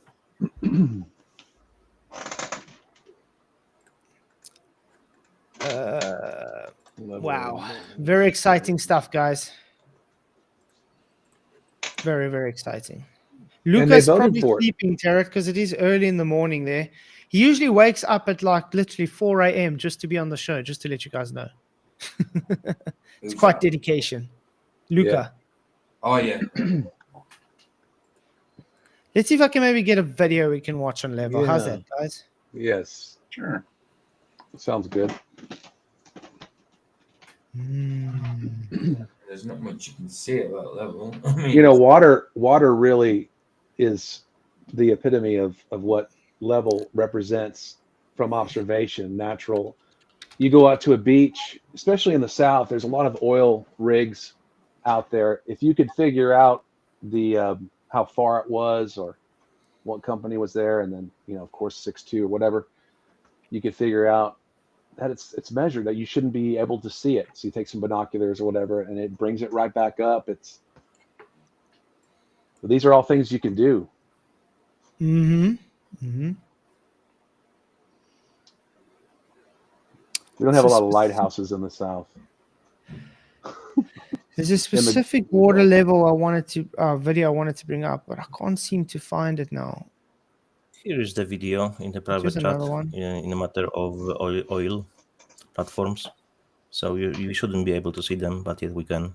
So I posted that before. Okay. Sorry, I'm just waiting for the adverts to go away first. Okay. Okay. I found another water level one. There we go, guys.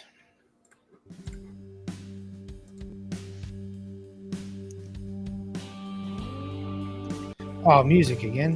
Why the music? Come on. We don't need music. Going, you're watching the Green Dream Project. Jim. Yay. Now, my wife and I bought 40 acres in southeast Arizona, in the high desert. We're about to start building our own off-grid house and massive rainwater harvesting tank, all made out of earth bags. But in order to do these builds right, we need to get these grounds level. What? To do this right, we need to get these grounds level. What does that mean, guys? Exactly. What does that mean, actually? Let's see. And to do that, I'm going to be building and using a homemade water level. What a great way to level a project without spending hundreds of dollars on a laser level. So quick to put together, so inexpensive, so effective. Let's get to it. So putting this together should be relatively simple. I picked up some vinyl tubing.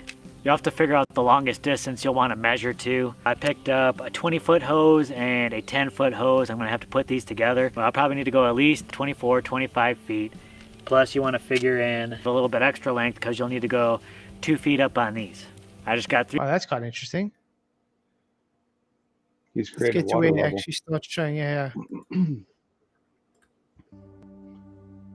Huh. All right, now we got one attached. Let's attach the second. After I stop poking her in the face, let's get the second one attached.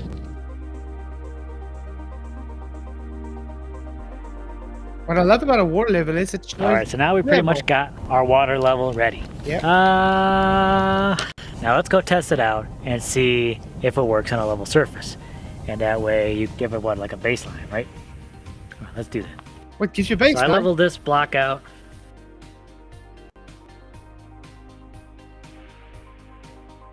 14 equals level. Is there a curve there? Nope. So now let's say we raise this up a little bit, and then you can clearly see how that changes on the water level. Oopsie. You're not far enough. So with this resting You're not far enough, yeah. You're not on the far rock, enough to count for we got curvature. 13 and But I love how he's pointing. If he changes the height of the one, the water level drops. Yeah, that's cool. So you can't measure the same, then it's not level. a half over here, and 14 and a half over here, showing that there's a 1-inch difference between these two. So not level. This is going to help immensely when I'm trying to level the water tank in the house site. This is going to be super helpful. Okay, so anyway, let's see if we can get something else more exciting. But I think you made the point. But the point has gone above the Globis heads. Oh, like always. Yes. It's quite sad. Well, I think Man, for me, it's really fun. At this point, I really have a fun. I really enjoy it. It's like how people can be still so stupid, so ignorant at this point when there is so much information available. Anyone can check anything at this point, and really make up your own mind. You do not have to follow what has been programmed and put into your head, But I think I have a video on my channel anyway, showing from the video I'm looking for, because I can't find the guy's video anymore. Quite sad. Go to my channel. Guys, while you're here, hit the likes, please. I've said, sometimes it goes above Globis heads. Nothing against you, just stating the fact. So if you didn't get the point, sorry, maybe it wasn't for you. Yeah. Not attacking you, I'm just stating the fact. Don't be offended.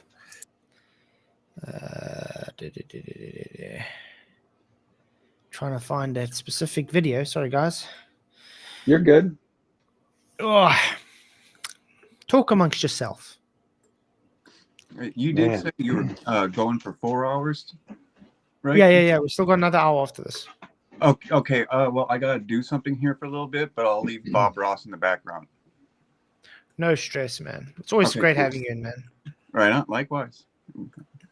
Hey, Derek. I'll be back. Right on. Okay. Let's see. I might make some coffee here. That was kind of weird how ChatGPT. I don't mean to talk. That kind of tripped me out because it's programmed to say yes, it uses spherical geometry, but then when you say no, it doesn't, not to use a sextant, you're right, itself, and it corrected itself. I thought that. I mean, I'm still kind of. It is very interesting.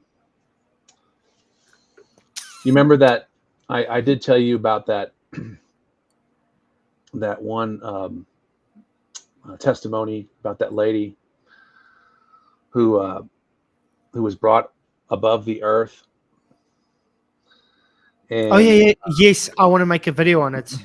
Okay. Very awesome testimony that I actually listened right through. Okay. Very good. powerful. Very powerful. Right. Mm-hmm. And it's in the very beginning where she says that. Uh-huh. She says it looked like a lake. I'm gonna keep it. I'm gonna keep it for the video. Uh-huh. Yeah, because I think it's gonna make more impact that way. Mm-hmm. Mm-hmm. But yeah, let's just I say, figured you guys, would. let's just say that someone had a vision from God, a near-death experience, and they didn't see a globe. Right. And she's a globie. No way. Yeah. Yeah. I mean, I love that channel. It has some good stuff, Very good, actually. And There's a lot yeah, of good testimonies. there's good testimonies in there, and so, and it wasn't like I was looking for it, she just said it, and so it just reinforces that, hey, we were lied to. It's okay. Mm-hmm. The problem is Find that that video I'm looking we for. have ego, Why not? and people are afraid to admit they've been lied to because it's some kind of in their head diminishing, and they're putting them below. No, it's good thing. If you realize you have been lied to, you can do better. You can see those things, and the next time maybe they won't be able to lie to you because you will start seeing what's happening around you. That's the point. Right. So guys, we are trying to in purpose diminish you. We're trying to awake you. It's because we love you. That's what it is. Yeah. But you don't want to listen. Mark Twain said it's easier to fool people than to convince them that they've been fooled.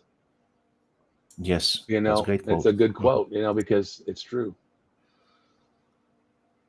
It's really hard for people to accept that they've been lied to, and yes, it's related to ego, unfortunately. Yeah. That's what it is. I was more times lied to than I would like to admit. I was so deeply brainwashed.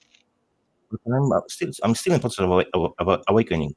I won't be ever fully 100% awakened. It's impossible, but I'm trying. Because I know I won't be 100% awakened, I should stop. No, I should strive for it, as any one of us.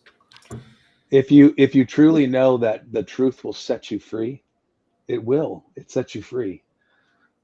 Yes. I lived and I didn't know it. My heart was good, but when I learned the truth, the word of God is his truth. And when you read it and you feed yourself with the truth, it sets you free.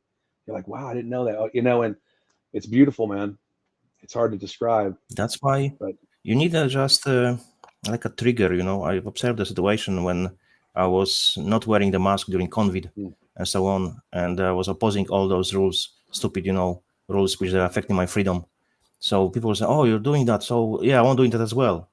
You can just affect other people. If you just stand for yourself, you can affect people around you in a good way. But you have to take a balls, you have to take the stand. Of course, it's not easy because there's a lot of bad things will happen to you, but I prefer to have a freaking straight backbone than thinking and looking myself in the mirror and I am retard. I'm just too weak to stand for my rights. I'm standing for my rights and for your rights. If you know it or you don't know it. If everyone would do that, governments wouldn't be able to impose those kind of stupid rules on us. But because people are brainwashed to believe in the government, it's only based on the belief, because it's only a few of them, and they brainwash you constantly. You have to understand that.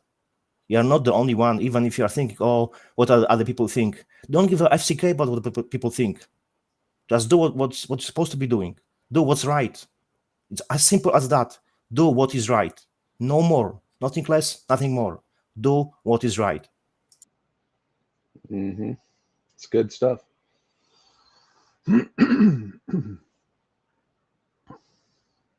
Very true. How's it going, Flats? Sorry, I'm just trying to find a video. That's what I'm so quiet. I've just found an old video that I want to actually premiere tomorrow again. It's Simon Dan and Professor Dave on level, by the way. So you guys can enjoy that. No takers yet to come in? Do we have any people wanting to come in and defend how they think level curves?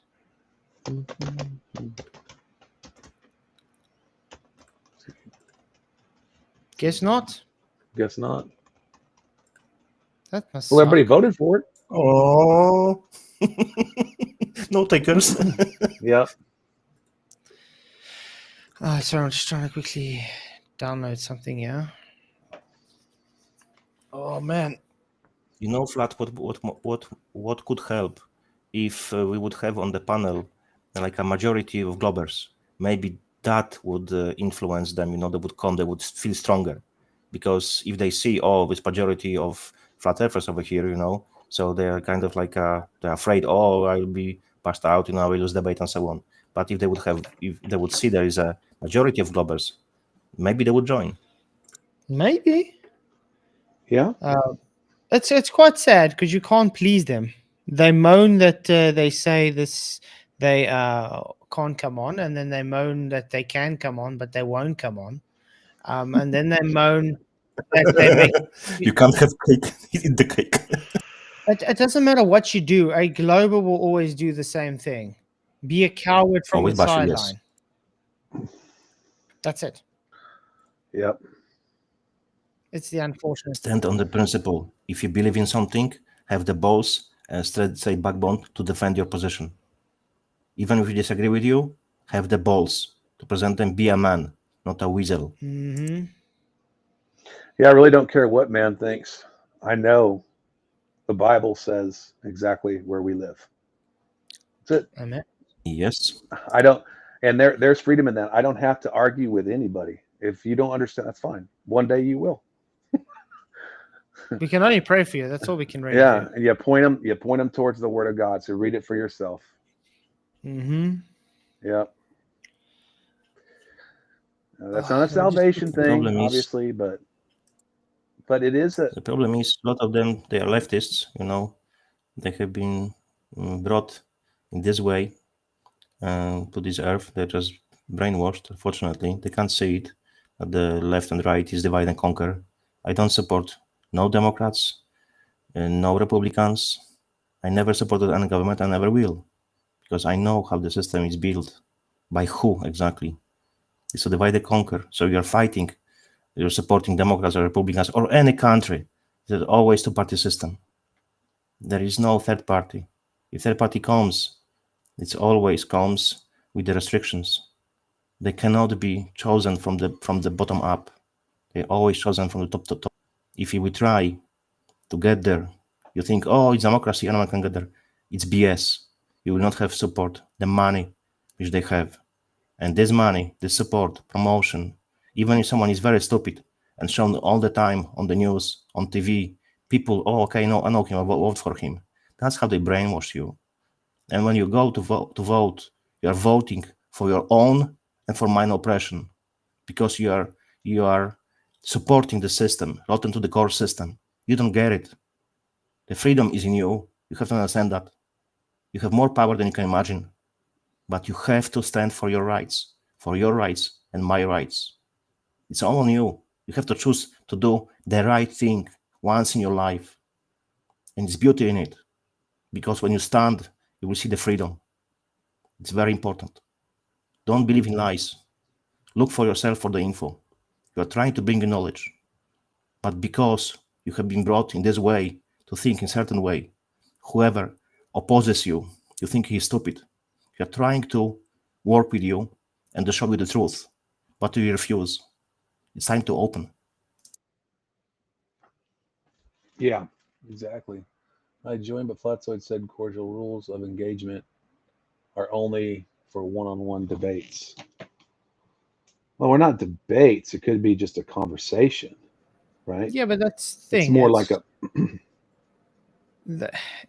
I mean, I'd still do have like the one-on-one evenings, but when it comes to like the 4 hours, 4 topics, it's not a one-on-one kind of thing. It's more like a free-for-all thing. But even the one-on-ones, it's like sometimes they're just too scared to come in. Yeah. It's like I said, they cry that they aren't coming in. Then they cry that they don't want to come in. It's It's childish. Yep. It's hard to I please. really don't get it. Globbers clearly disagree with us. They always bash us. I do the same with them. Don't get me wrong. But if you bash us, you totally disagree with us. So why you stay around over here? What's the point? I wouldn't surround myself with people which I despise, which you clearly do. Yeah, but let me put it this way: do you go to a channel? Let's, for instance, say I don't agree with the alien channels or the ghost hunting channels. Do I go and sit on their channels constantly and tell them how dumb they are, how insane they are, and they get everything wrong, and and cry about them and tell them how they should do life and they should end themselves? And blah, do I do that? No, I just leave them be. I just So you don't troll. Yeah, I don't troll. I just let them be. Why people are so triggered when someone challenges their perception? I don't get it. Just that they really are triggered. It's because deep down they know they're wrong, and they can't accept it. That's why. Yeah. It's cognitive dissonance. Or they're controlled opposition. Oh, some of them definitely, yeah. I think you can't be. I mean, Jaren is a controlled opposition. Oh yeah, 100%. There's no way he, So I think there's people that I'm going to pay you. I need you to get in the weeds with the flat earthers. We gotta crush that, because it would absolutely, if everyone figured it out, it would be catastrophic to the world powers. That's why in the circles of so-called conspiracy theorists, there was input, provided that the flat Earth was created by CIA. And so people, you see, it's by CIA, so to deceive you. No. That was their agenda. The CIA is very good, because somehow they went back into time and they changed biblical scripture to make God say the earth is flat as well. And they went back into time to change all civilizations to say the same thing. They're very good, man. Yeah. Good point. Fair point, man. Yeah, fair point. Yeah. No, I mean, to think about like the common person. Hey, when you're dealing with billionaires and higher that has resources, unlimited resources, a $10,000 a month to do something like oppose certain topics on the internet is probably pretty appealing. Yeah, even and I could see that happen. The actor Rappaport. Yes, I've heard of that. Yes. Mm-hmm. Yeah. So he was involved because he was recorded when he was on the phone and was speaking with the Jewish lobby how much he will charge them for each post supporting Jews. So you see, and he has money. So so imagine how much influence it makes for the people without money. That's right. Yeah, it's not very surprising. That's why word of God is important. Why? Because like I said before, money itself is not bad, but love for the money is the root of all evil. That's why the Satan, Lucifer, is called the rain man, because he brings the money. He showers you with the money. That's why in the music industry, they very often sing about the rain man. Yes. Yep. He lured Jesus, showed him all the kingdoms of the earth, and said, "I'll give it to you." His temptation. Temptation. Yes. That's the word I was looking for. So, yeah. But the God's kingdom is not of this earth. That's why he couldn't be bought. But because we are living on earth, we are seeing earthly things. That's why it's much easier. Because we are just human, we are not God. So it's much easier to deceive us and bot us than God. Very simple. And there is something spiritual, Yanush, like guys, like happening. There's a great awakening. I mean, people are being awoken to. I mean, I think our numbers for trusting government is ridiculous. Like it's way up. Yes. There is a lot. I mean, a lot of people are opening their eyes, or they're being told the truth. Mm-hmm. They're understanding. They're disabling their.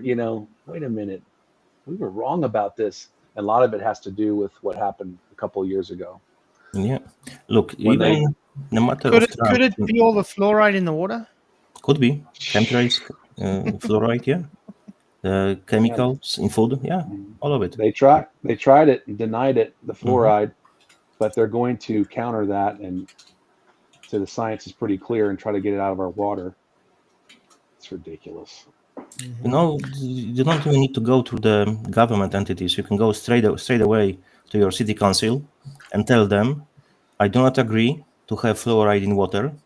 You have 1 month to remove it, or for each month, I will charge you $1 million or 1 million euros.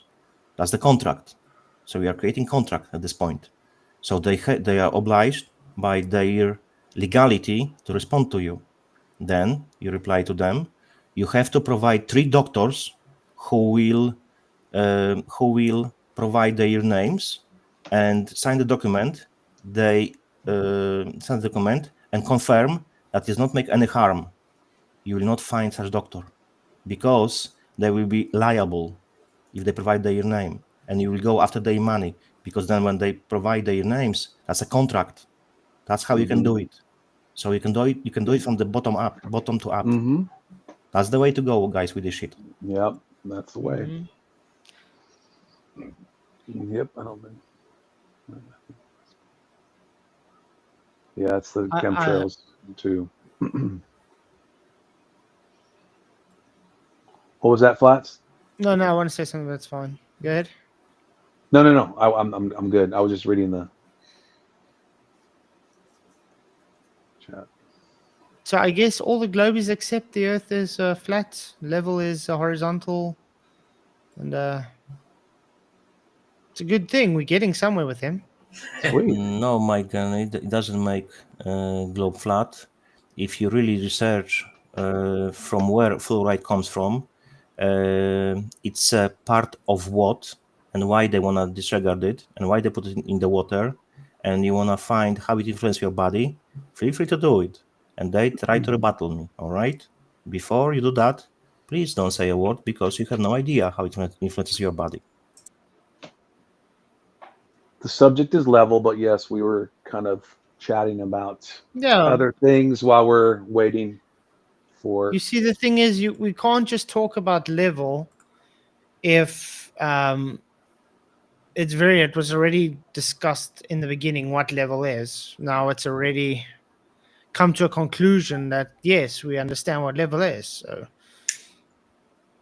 notice, guys, Globe is in chat. You voted for the topic level, and you are refusing to come and chat level. Now you're moaning that we're not talking about level anymore, but there's nothing more to discuss. Levels. Because us people understand what level is, so there's nothing more to discuss other than say, yeah, everybody's accepting level means flat. So now we can discuss something else. That's an oxymoron. Truthers lie. The truthers lie, even though they're speaking truth. True lies. Wait a minute, what? Oh, it must suck to be a globe troll these days. Very desperate. They don't have probably personal life, nothing better to do, so they have to get involved in some kind of connection with other people, even if it's in bad faith. But there is the connection, better than no connection in their mind, so.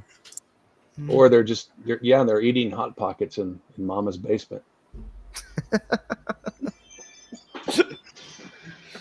Oh man. I love them though. That's cool. You'll get there. Every knee will bow and every tongue will confess. That's right. Just want to say, who said? Mr. Stewart said he never voted. It was your 14 waterheads. It literally had like 58 votes. Let me see. How much votes were there? Your video convinced me. Yeah, I Sweet. remember it said something like 48 or 58 votes, one of the two. Yeah, it was up there. So it's a bit difficult to only have 14 people voting if there were almost 50 votes. Bit weird. Yeah. And that's also you conceding that you don't even man enough to vote.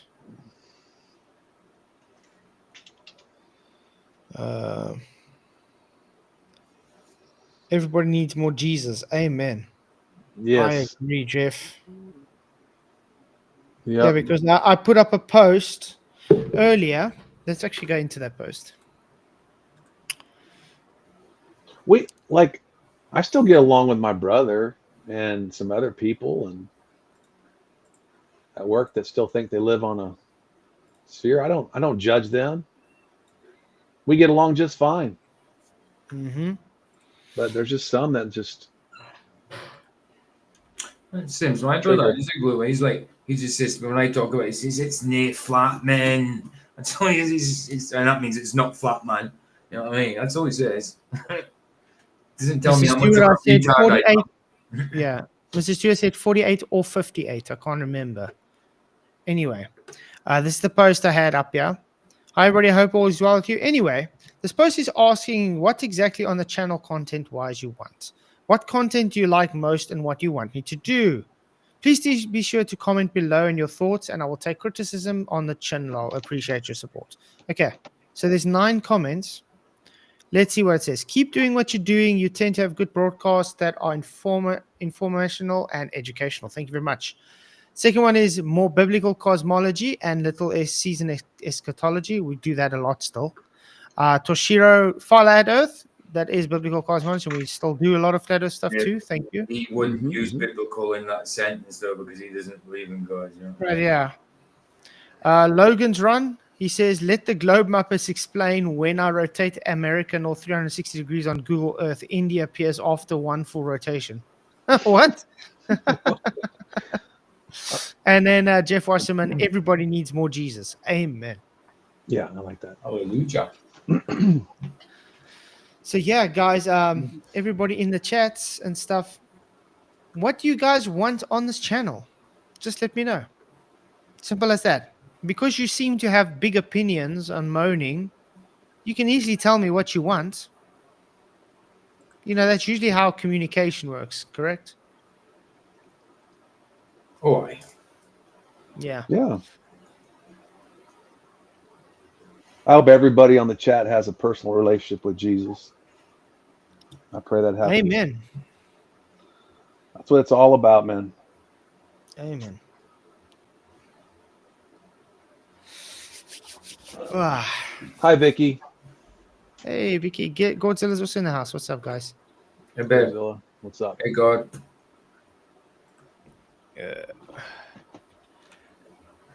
Fun experiments, please. Level is not very exciting tonight. Level is, yeah. I'm gonna level with. I didn't you guys. vote for it. I didn't vote for it. I'm gonna level with you guys. The trolls are cowards. Not very level-headed, are they?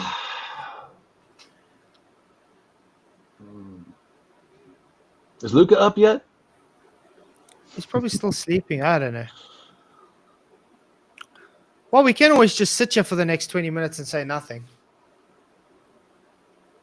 I mean, I have been seeing people streaming literally nothing, and then they have like 5,000 people watching. That's mad, isn't it? That happens. Yeah. Wow. There's like literally nothing. A guy's chair is in the background, and they're just looking at a chair, and you got like 2,000 people chatting in chat about the guy's chair in the background. Wow. It's quite crazy. I might try that. I was thinking of doing a stream watching a pot plant, we're looking at a pot plant, watching it grow. I mean, I've seen streams where people are watching they're watching the person who's streaming playing computer game, but the computer game's not up on the screen. He's just shouting at the screen. Yeah, they're just watching him. His Yeah. reaction of him playing. Yes. Gosh. No way. Yeah. You get the weirdest thing sometimes. That is weird. If you want, we can scrap the last hour's discussion. We can go on like Omegle TV or something, and we can have live debates on people on there. Omegle TV, that would be fun. Oh wow, I've never done Omegle. Me neither. That would be cool. Okay, Vicky, I won't. I don't know what she's saying. I'm not in chat.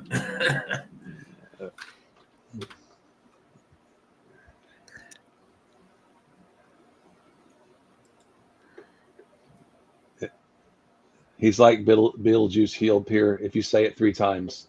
Oh yes, absolutely.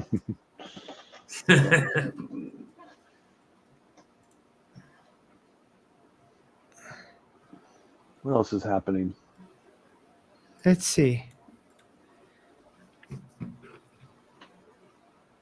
So are we waiting for Globers? Because we might be waiting for a long It time. might take a long time.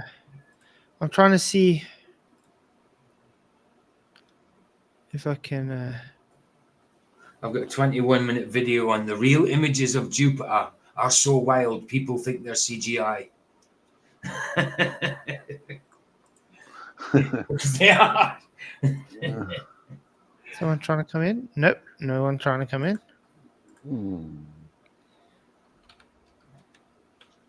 Wah, wah.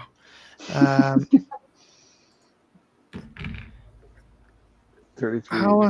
do I? It doesn't let me go in. I want to choose an account. It says internal server error. Okay. Oh, that's an OMA. Okay.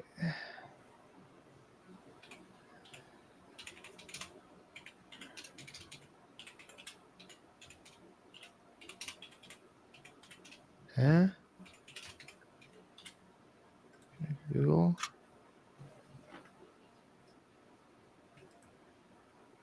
Do some more proper structured debates. Let's see. I don't know if it's going to work though. Can try my best. What is it? What's this now? Oh. Now I'm going to give my age away.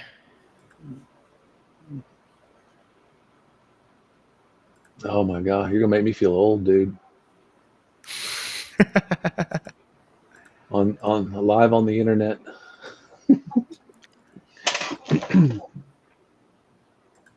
There we go. I'm a guy. Okay.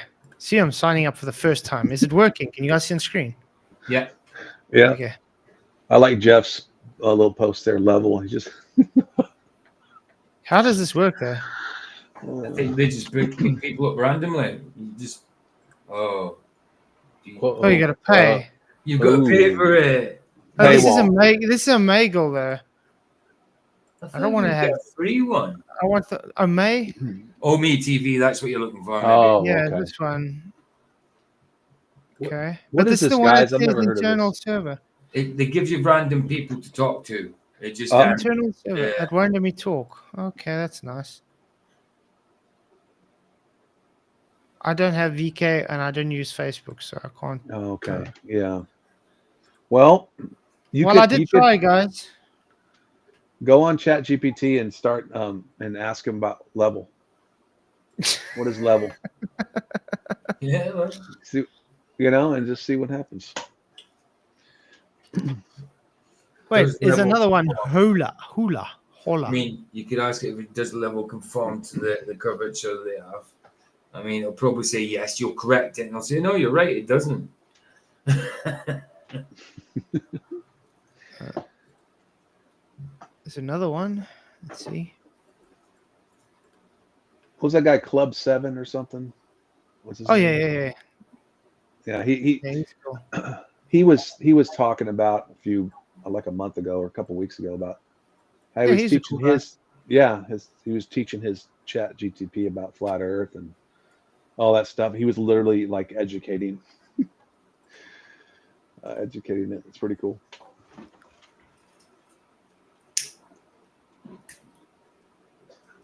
Is this one gonna work? Let's see. Hola. Oh, it's called hot. Oh, it's the same kind of thing, just a different app. Yeah, it's another one. This one's free though. Okay. Meet new people. Oh boy. Confirm. It's Confirm. kind of Oh wait, I might have to change. How do I change the?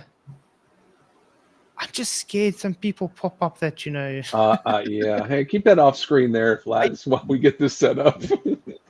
But not just that. It's like just now you're like talking and some weird person pops up that's not very kosher. I think things like that is better. I think things like that is better not to do live, rather to record it in case you find something. Yeah. Because I'm always scared about that. Well, it would be like unfair if like the person on the other end, hey, you're on a live show, by the way. Also, yeah. You know what I'm You'd saying? rather want their permission. You want like to prep, hey, would you mind talking to us? Oh, look at this shame. Look at this. Oh, just put us at the misery. I know how you can get it put out your misery. Don't watch my show. But it's good seeing you here, by the way. Thank you, Scott, for supporting the show. Because you literally have to be subscribed to comment.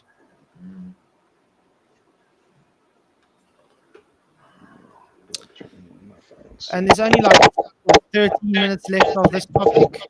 Then we'll be moving on to rocket launches, which might be more exciting. A rockets level.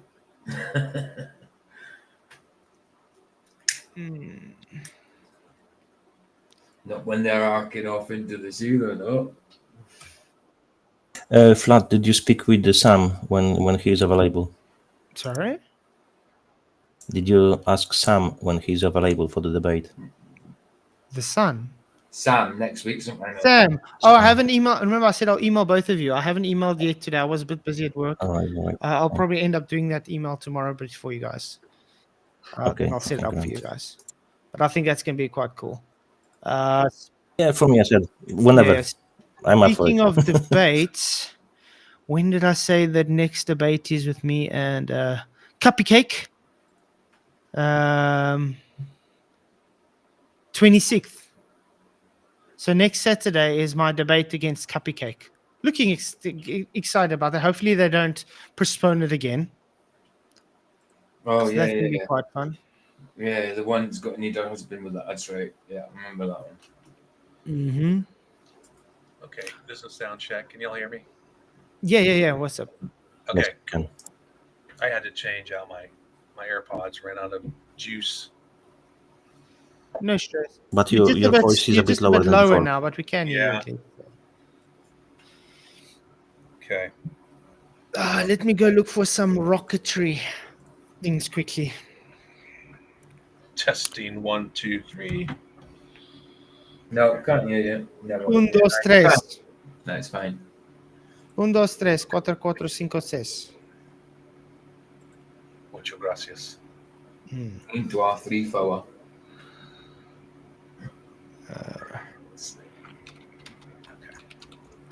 Funny rockets. Yeah, some rockets that. Remember that one that was always on that rocket that hit the firmament, just it stops. That was one of my favorite ones. I was like, what? The Go One rocket or what? Yeah, I forget the name of that.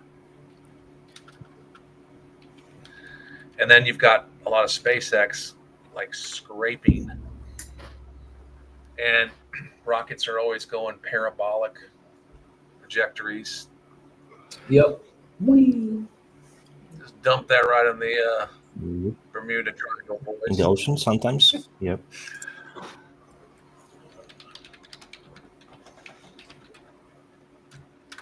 Okay, so guys, I guess we're going to end this level here, and we might as well just go straight into rockets. Rocket. So the last hour topic now is rockets as it won with 44%. Tides came second, PJ, with 24%. Observations 20%, and biblical cosmology 11%. My suggestion won. Woohoo!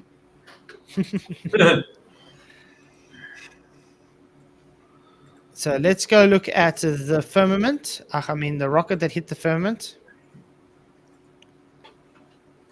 Mission as the civilian space exploration team is to be the first civilian team in history to launch a rocket that reaches space.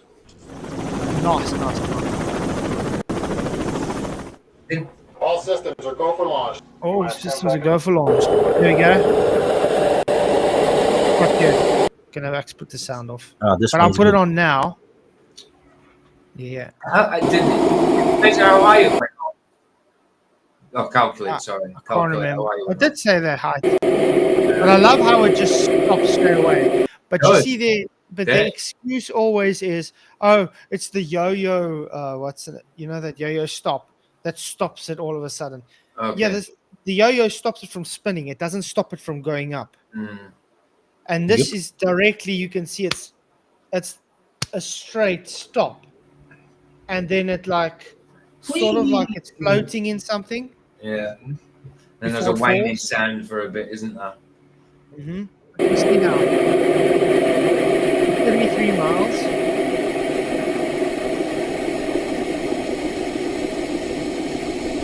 You're gonna see now.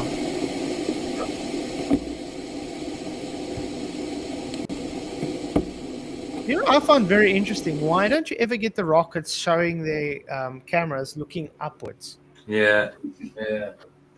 Have you guys realized that? That would be interesting. Yeah, that is interesting. You'd think they would have had them both, you know, one facing down, one facing up. Yeah. They always have cameras following. Mm-hmm. They have everywhere else, but not up. Everywhere else but up, yeah. Look, it's gonna stop now.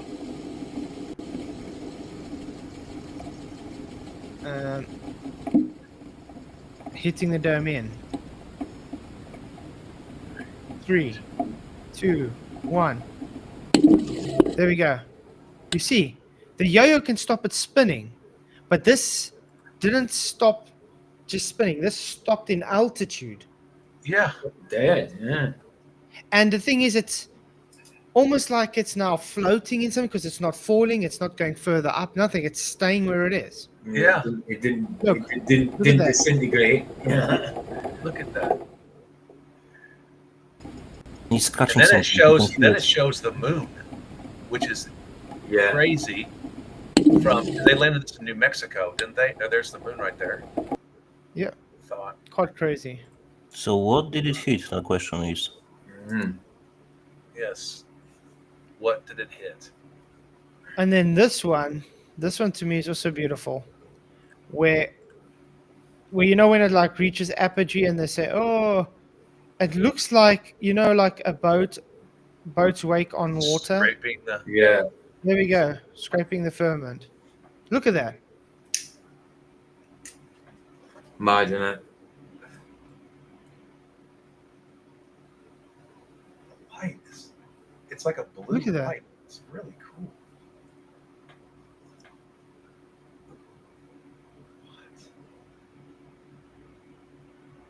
Quite insane. Exactly, Anson. It hit something that didn't break. It's like a bouncing from it, you know. Kind Because of. look at this. This looks exactly like a wake of a boat over Yes. water. Water, yeah. So when the Like scripture a very says water, dense, almost like a very Dense, a lot dense thicker. substance. Yeah.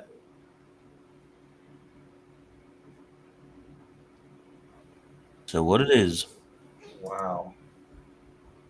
Yeah, I have those two videos on my channel. Yeah. Beautiful Plenty stuff. of this kind of interesting stuff. Look at that, and it stays behind.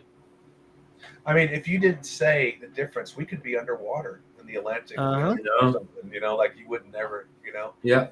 Yeah. Insane. It's like looking into the depths. Yeah, like we're on the bottom and looking up. Yeah. Or vice versa. Mm-hmm. quite interesting.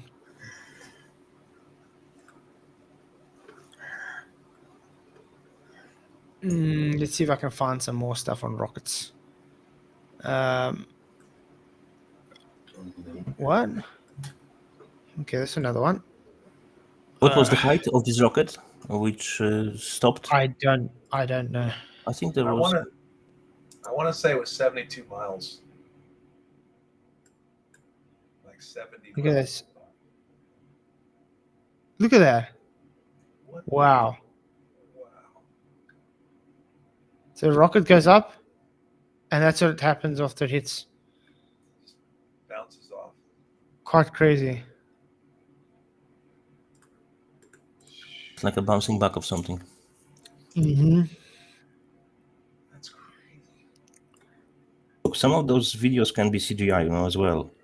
So to use deception. Yeah. Obviously. Yeah. Yeah, you can have But there are fake few, videos. very convincing. Yeah. There was one in California though, where there were people on the highway recording it. Maybe it was. You're very soft now. We can't really hear you, Okay. Charles, at all, actually. Okay.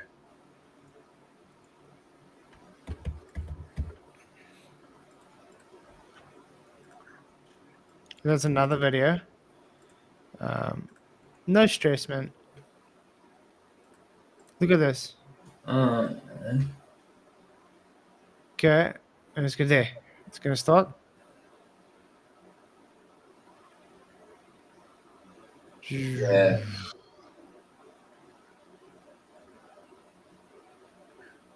How's that? It's interesting.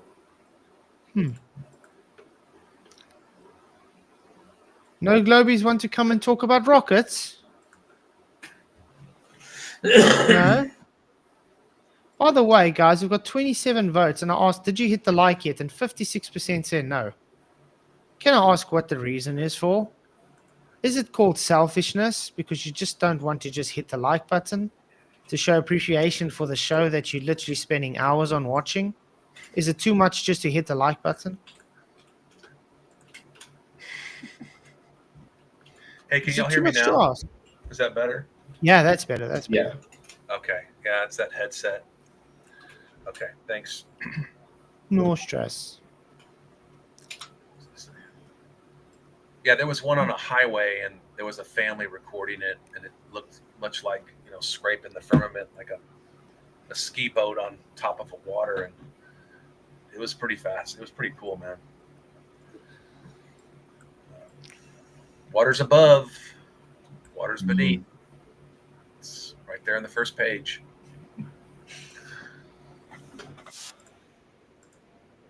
There we go. Let's piss off some. To the young people in particular, I hope you will hear this. I have, as Tim said, spent my entire adult life fighting for what I believe in. I've had successes and I've had setbacks, sometimes really painful ones. Many of you are at the beginning of your professional, public, and political careers. You will have successes and setbacks too. This loss hurts, but please never stop believing that fighting for what's right is worth it. Thank you, Miss Clinton. Thank you. Let's get to that famous quote of yours.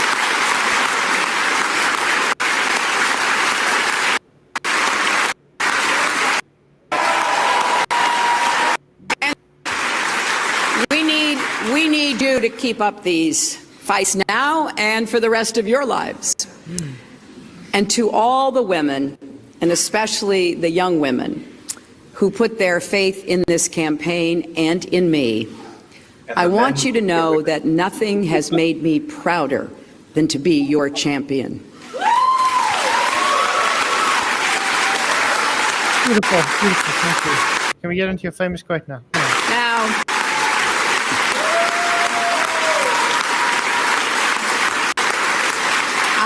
I know, I know we have still not shattered that highest and hardest glass ceiling, but someday someone will, and hopefully sooner than we might think right now.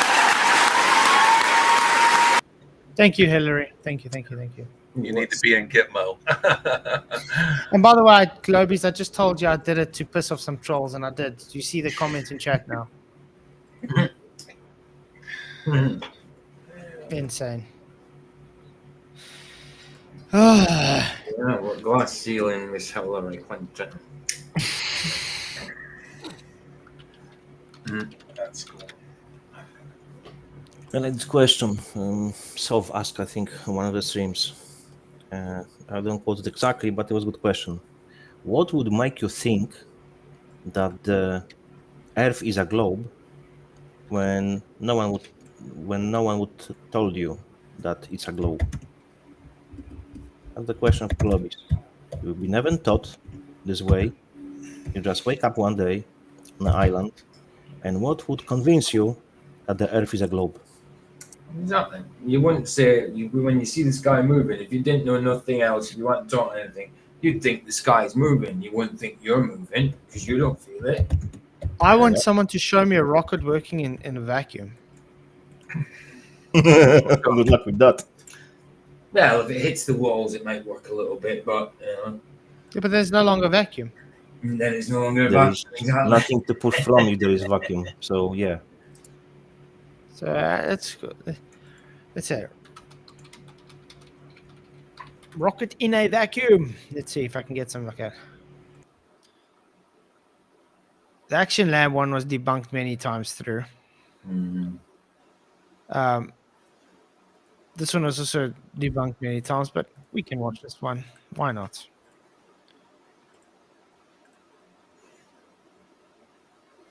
Come on. Adverts.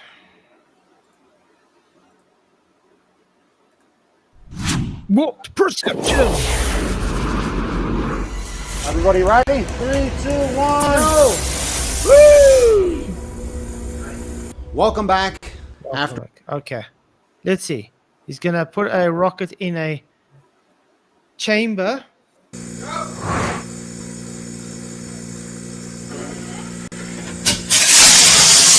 See what happened there? See, even the lid lifted up, correct? Yeah. Notice why that happened, guys. Because there's no longer a vacuum.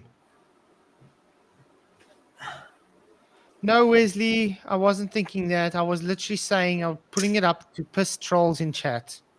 I mean, really. Now they think, oh, I think Claire's talking about a literal glass To ceiling. be honest, we don't have to do a lot, Just mere our existence, it's enough for them, If we exist, that's what's pissing them off. We don't even need to say anything. It's true.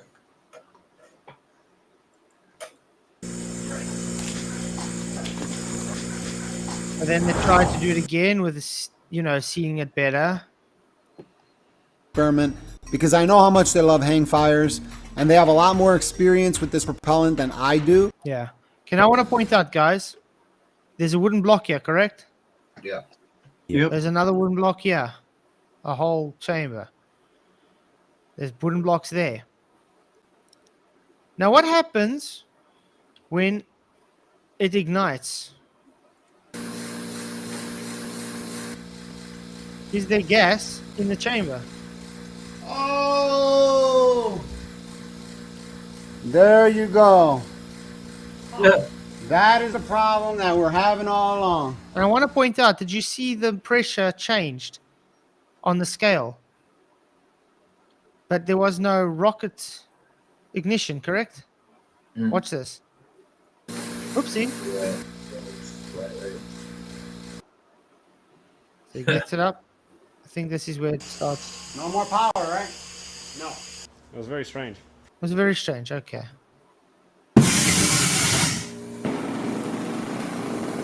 Is this the one that got working? Yeah.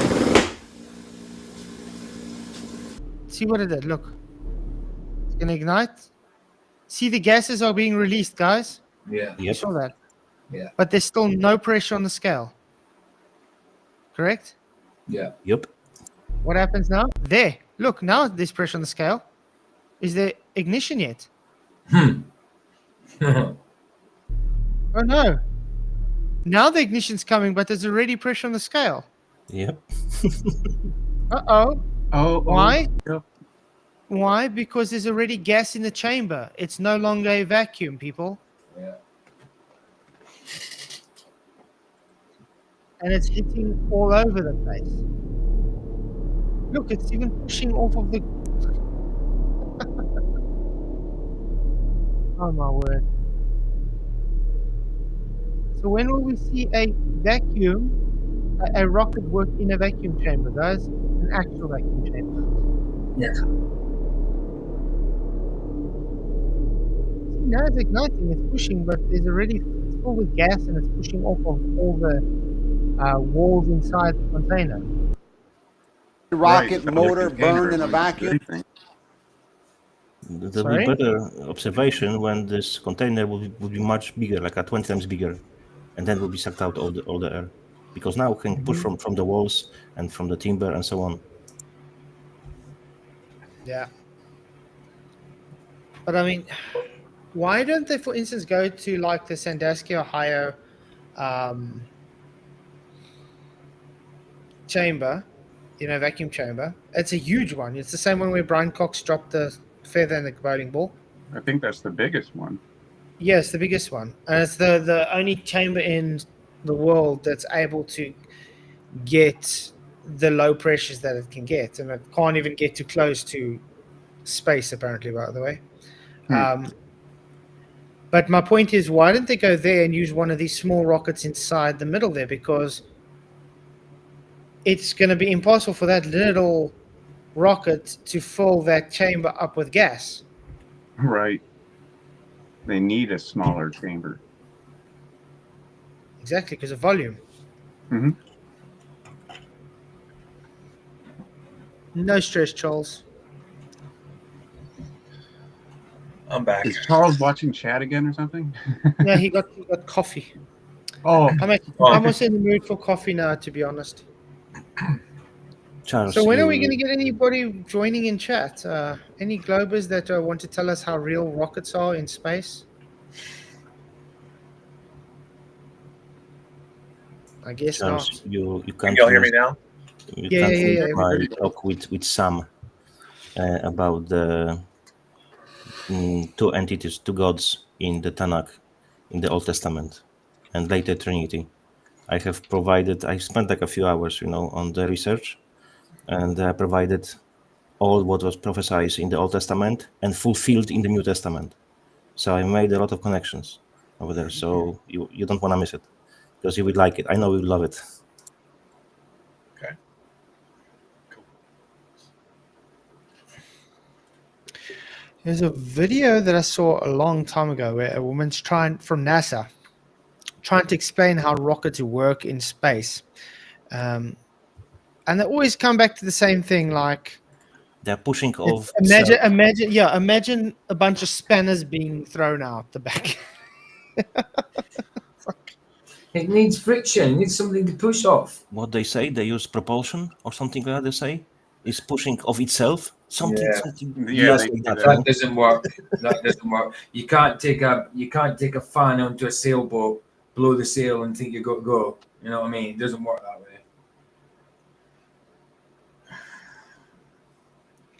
That reminds me of space bubbles. Water bubbles in space. Yeah, or mouse on the spaceship. That reminds me, there's I watched an interesting video from Action Lab that I think came out today, where a water droplet in a vacuum chamber, it doesn't splash like in normal air. So when a water droplet, let me see if I can bring it up. It's actually quite good. Because you would think it's counterintuitive, you think it's the other way around. Yeah. You would think.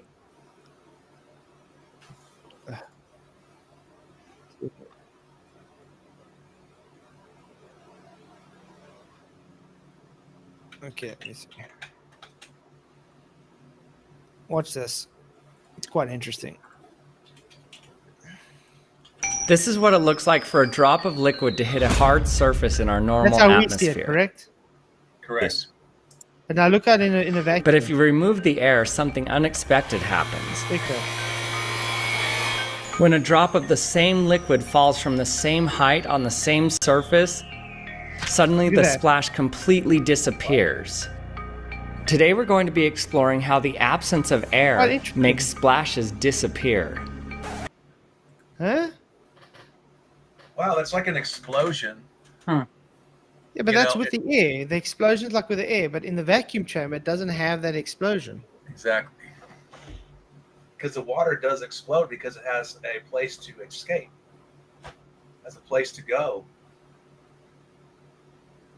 So it's quite weird because I would think it's counterintuitive. I would think the air would restrict it from expanding like that.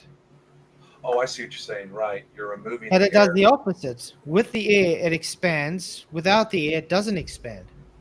So in other words, maybe the air is carrying the water droplets. Huh. I haven't actually So watched the video rockets. probably to tell you, but that's what I'm thinking. So there's no bursting of fire going out of a exhaust in a vacuum. Unless you have the Millennium Falcon. Well, Or like that blue thing. Hyperdrive. The hyperdrive. You gotta have a hyperdrive. If you don't have that, you got nothing.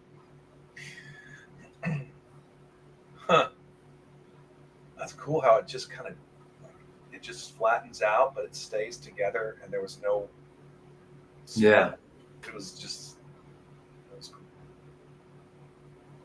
It's just weird, gonna isn't it? give Because there's myself still a space in there. review. There's just no, yeah. You know, it's weird. It is still weird, though, isn't it? I think It is.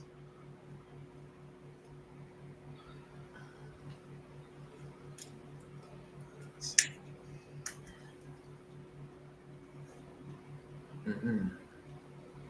You have a show today, PJ? Yeah, I'm on in about an hour. Movie night. You're right? Movie night. Well, it's The Chosen, and then there's Eraserhead we've got to watch. I've never seen it. I heard it's a really mad movie, so. Roger was saying that you were going to do something else other than movie night. Like, what's the next topic when you do like your next show? For the week, and not sure. I haven't said then. Or maybe it was your previous show, because he said something that caught my interest. I just can't remember what it was. What was the last one I did? I can't remember. Because I've only been on it nights late. I still, like, even though it was movie night, I still had a topic. Right. I can't remember what I did. I have got something lined up. I can't remember talking to Roger about anything. Or I think it was something that caught his attention, and you may not have told him anything. Sure. Not a big deal.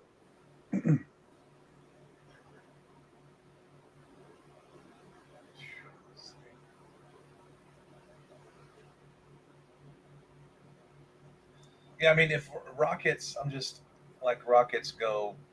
You know, of course, they're going out of Brownsville, and then they're coming out of Cape Canaveral in Florida. So it's they go into the ocean. Okay, so we're not saying that definitively that they're going into the triangle, but it's possible. It's highly likely. True. Sorry, I just don't trust the government. So No. go ahead and trust the government, which government means. Well, let's put it this way. What has the government done that we're supposed to trust them? Well, exactly. Why would we? I mean, all the government really does is propaganda. They push propaganda and they want people just to, give them everything. Yeah. NASA takes $60 million away from us, okay? Taxpayers. I mean, if you think about it, the government's always like the show of, oh, we're here for the people, for the better good of people. No, they're not. No. They're a damn mob. That's all they are. That's it. They just take people's money and then do good. Yeah, whatever. Well, it's like the most trustworthy public servants that I've found are usually firemen. Yeah, the local But it's level. sad because there's a lot of people that work in government that do really do a good job and they do try, Mhm. but they never get anywhere though. Nope. They're surrounded by corruption. Mm-hmm. Because if you don't go into this strategy, you don't really need this. You're breaking up a lot, man. Yeah, I can't hear a thing. Sorry.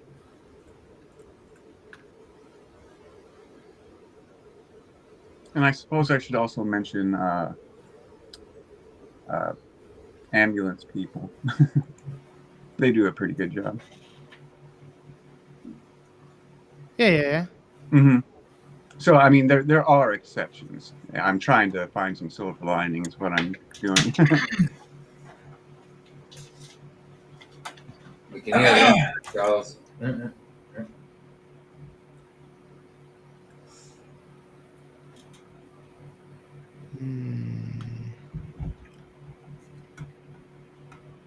But yeah, at least Yeah. that way, like not all things are entirely dark.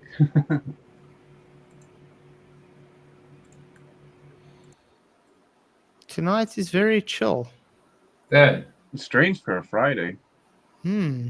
Because, I had to run to the store, and I mean, man, it is super busy, and I haven't seen it like that, in years, I think. I mean, there's just people everywhere. Like, where did you all come from? And even though I live in Minneapolis, there's already a lot of people as it is, but I mean, it's like over the top. Mm-hmm. Just today's just different for some reason. I don't know. Do you want that video of the super duper photos of Jupiter? Amazing super duper non-CI. Yeah. Let's go look at some of that. Why not? I'll get a link now. Hey, can you Closest hear me thing to now? rockets. Yeah, that's better. Oh my goodness, I'm like Roger today. A lot of technical difficulties with the sound. Right. I was just saying that a lot of statesmen and stuff, they have good intentions, and then by the time they get to Washington, they can't get into any of these committees without having special interest connections to the interest groups. Oh, you need to do this and vote this way. And they get corrupt. And Money speaks. anyway, that's Money what I was definitely trying to does say. speak. Yeah. It's called the real images of Jupiter are so wild people think they're CGI. Well, I think I read, I can't remember if it was this morning or yesterday, where they say something had hit one of the planets, apparently. Oh, yeah. Jupiter used to be just a colourful blur in science books. A giant ball of gas, too far to touch and too mysterious to fully Insane. understand. But that's changing fast. Right now, we're witnessing the most detailed, most stunning, and most unbelievable real images of Jupiter ever. Real. Yeah, that looks so real. Wow. Yeah, That's not a definitely. painting Like at a all. Picasso painting. No. Flat, I have a small request. Could you please provide this link for the GBGB in a matter of mandatory? So that's for him. GBGB is for you. Exactly related to the word mandatory, what it really means, and the real definition of the word mandatory. Captured. Pictures so sharp, they almost don't look real. Almost. Almost don't look real. Almost. They definitely don't. Isn't that almost like rephrasing Elon Musk? It looks so fake that it has to be real. It's the same thought process or reasoning. I'm sorry. Keep the sheep You captive. can look at this nonsense and say it's real. Do you know? People who believe it, that's about it. It's like they have to ramp up the fantasy. You know what? And they're telling us we are conspiracy theorists. Yeah. Oh. Yeah. If you don't believe this ridiculous picture, you're a conspiracy theorist. Yeah. I feel like I'm in an art gallery. Yeah, exactly. That's my whole thought. It's like, this to me looks almost like an oil painting. Yeah. Yes. Or zooming in on a piece of marble or something. What was the name? It's very famous painting with this kind of circles in the painting. I forgot the name. Van Gogh? Yeah, I get you. I know the one you're on about. Yeah, the style is almost Van Gogh, but I'm trying to look at the light scattering on here. It doesn't make sense. No. This The is sun is 93 million. And no, this and then they tell you it's a composite. isn't CG. And then from Jupiter, it's even further. It's quite crazy. These are actual photographs, some taken just weeks ago, by NASA's Juno spacecraft as it dives past the gas giant in its wild elliptical orbit. Others were captured by telescopes like the James Webb and Hubble, teaming up to scan Jupiter in infrared, ultraviolet, and visible light all at once. Oh. And some of the most beautiful shots, they were stitched together by regular. Didn't that look like a face? Yeah, it's like a troll face. I just said that. There It we looks like go. a troll face. Nose, nostril, lips. It's like the eyes. Butterfinger guy from Goonies. Yeah. Troll face. Baby Ruth. I'm sorry. Ruth, baby Ruth. Yeah, that's a good man. He's the hero of that. Right, yeah, you leave Sloth alone. Yeah, man. Sloth is awesome. Some of the most beautiful shots, they were stitched together by regular people, citizen scientists, processing raw NASA data and turning. That's usually what it is. It's always stitched together data. Yeah, and they're calling that a photo. So they, thank goodness they're using regular people now.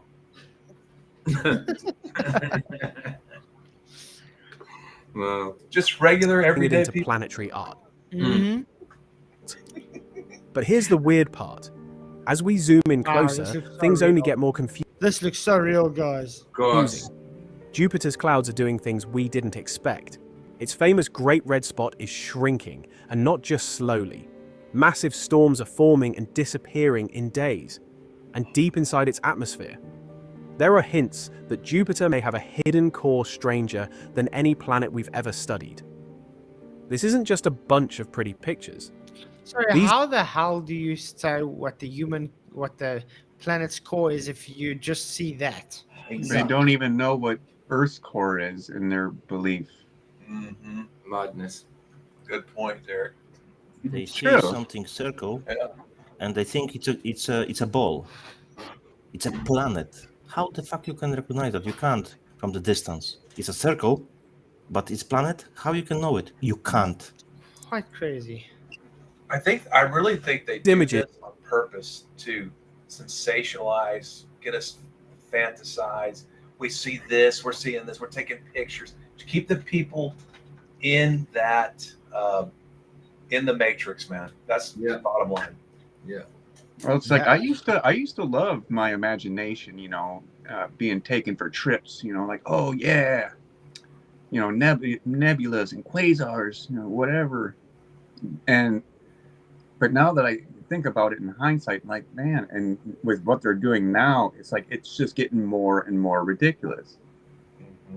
Yeah. It was ridiculous then, but now they're just going over the top. I just got emailed Shane Wolf. I dare you to debunk this teaching by Jason Jack. Who are the 10 toes in Nebuchadnezzar's dream? He's a Satan sword seasonist. Oh. What's to debunk? What's it? It's already been debunked. I mean, the conversation is over in my mind. We're busy laughing at these fake images that they're claiming are real. Are changing how we understand planets, storms, moons, even the early days of our own solar system. So, let's take It reminds me, have you watched that Netflix show, Three Body Problem? No, I started watching it the other day, but I turned it off. Very because I was good. falling asleep. I enjoyed it. I'm going to watch it. I'm going to. Ooh, that's a good one. I haven't seen that Everybody one. it was actually very good. It's a good show. I enjoyed it. You should do a show on it. I think the storyline behind it was quite interesting. I'm going to have a look at it. I did set out to play. I played it the other day, but fell asleep, so I turned it off. I woke up. But yeah, I'll watch it. No, it's definitely well worth it. I think it was done well. The graphics is very good as well. Mm.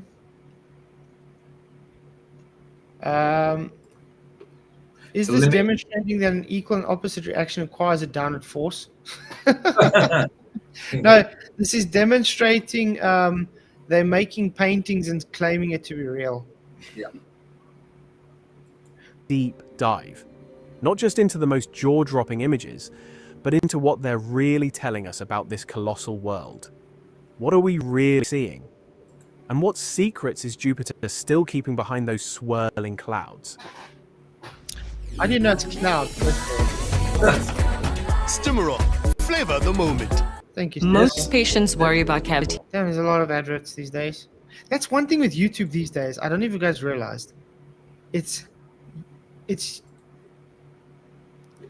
crazy with adverts. Oh, it's ridiculous. And they've got scam adverts going now where it's AI with them. You know, celebrities' faces telling you about, oh, you can get this money and all that crap. And it's being allowed. Crazy. They're not telling us which one's the difference between a stitched and a actual photo. Yeah. No, they're just saying. Yeah. I mean, so far, I don't see... What used to be a blurry mix of brown and red bands is now a canvas of deep blues, pale pinks, icy whites, and stormy grey. Notice it changes colour. It's like a pastel. Some of them color. look like marble, others like ocean waves frozen mid-motion. But all of them are real, and they're coming straight. But all of them are real. Just trust me. All of them are real. So real. So real. That red eye, that red spot looks like an eye. It's kind of creepy. Of course. Oh, there. Mm-hmm. It does. Then it's got a little walk down underneath it, a little mole underneath it. Love their symbology. Right from the edge of space. Most of these images come from JunoCam, the camera aboard NASA's Juno spacecraft. It wasn't even designed for hardcore science. It was just supposed to give us some nice pictures for the public. But what happened next? Yeah, spend billions and dollars to just take nice pictures for the public. Yeah, whatever. Wow. Surprised everyone. People around the world started downloading the raw image files and processing them on their own. Artists, scientists, programmers, they all jumped in. And what they've been creating with that raw... I want to ask you a question. Artists. Yeah, These they've been raw- creating. Yeah, these raw images, are they uploaded on a server? Could these photos that they're claiming just be done in studio and just uploaded as raw? Yeah, of course. Yeah, let's see if they're generated. If they're Like, computer generated. I know what pop-up blockers is, but I can't use a pop-up blocker because I'm monetized. Oh, is that how it goes? Yeah. Okay. I'll literally lose my monetization if I use a pop-up blocker. That's why I download You guys' policies. raw data looks like fine art that just happens to come from 500 million miles away. One photo shows a massive cyclone that looks like a hurricane on steroids, except it's the size of Earth. Really? Another captures a hurricane cluster the of size smaller of that. storms. I wanted to say the same thing. A hurricane the size of Earth, guys. Huge. Can you imagine Like a being unicorn. Wow. As long as you're in the eye, you're okay though. Yeah, as long as you're in the eye, you're fine. Come on. How do they know it's a storm? A storm the size of Because they say so. Because you can get about 1,400 Earths in Jupiter or something like that. Just checking. That's crazy. Swirling like petals in a flower. And some of the cloud patterns are so detailed, they show Why do shadow. they keep showing us all the CGI stuff if they're trying to talk about this beautiful real photos? Exactly. From different layers of Jupiter's atmosphere. You can literally see depth in a planet made almost entirely of gas. And these aren't isolated moments. Juno has been flying by Jupiter since 2016, but the recent images are getting better with every pass. Why? Because Juno's orbit is gradually bringing it closer and closer during each flyby. That means higher resolution, more detail, and better lighting angles. Sometimes you can even catch sunlight just grazing across the edge Are of a they really storm. telling us this is supposed to be real? Absolutely. Like a sunset on Earth. It looks like But it wants over to a place crash where it into rains. Just look at this. Just look at how it looks almost like it's going to crash. Better lighting angles. Sometimes you can even catch sunlight just grazing across the edge of a storm, like a sunset on Earth. No. But over a place where it rains ammonia. The craziest part? Ammonia. We're seeing things that That's nobody what they claim. It must be smelly.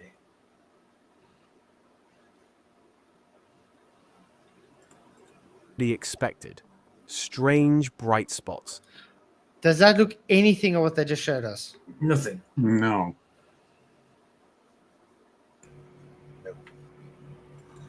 New storm systems, tornado-like features twisting around the poles, and a layer of haze high above the clouds that changes color under different light.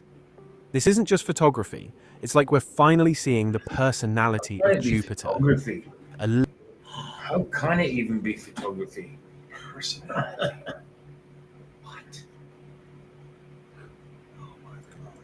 Living, moving, shape-shifting world that's more complex than we thought. It doesn't just spin, it breathes.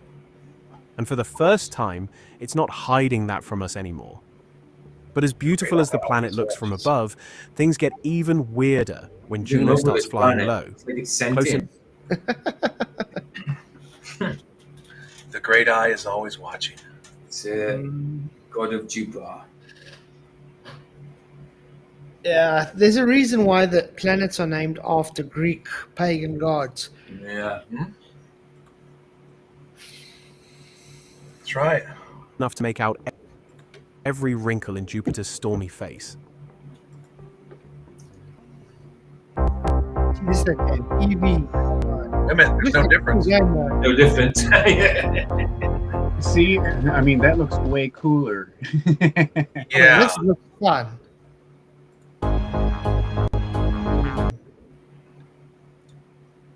Look at that graphics, man. That looks cool. I'm gonna need a bigger computer. I need a better video card for that one. The most recent flybys from Juno weren't just lucky shots. They were planned dives, timed precisely to pass within a few thousand kilometers of Jupiter's cloud tops. Well done. That's basically scraping the edge of a planet made of storm. And what Juno saw on those passes Why are you is the scraping kind if of it's stuff made you of gas? expect from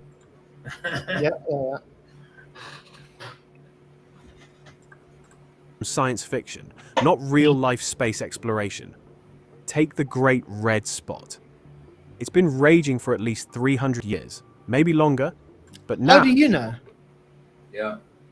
It's been raging for 300 years, maybe. How do they know?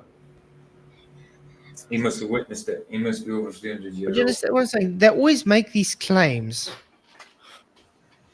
But how? With what? Has anybody observed this 300 years ago? It's mind-boggling. That's so true, Adam. Now, for the first time, we're getting real, high-resolution images that show just how complex it actually is. That's a high resolution real image. Yeah. Wait. So How is the... I just want to figure this out. How How's is the the satellite telescope in it? taking a photo of itself Yeah. in front Right. of a... Yeah, the telescope's there. The telescope's in the picture. So They've been doing that several This times. is another telescope. Guys, taking a picture. I know the answer. It's the same guy who was left on the moon. Remember? Oh. I got to scoot, but God bless, guys. Cheers, Derek. right. Thanks for coming. Cool. Bless you, Derek. All right. See you later, Derek. Right on.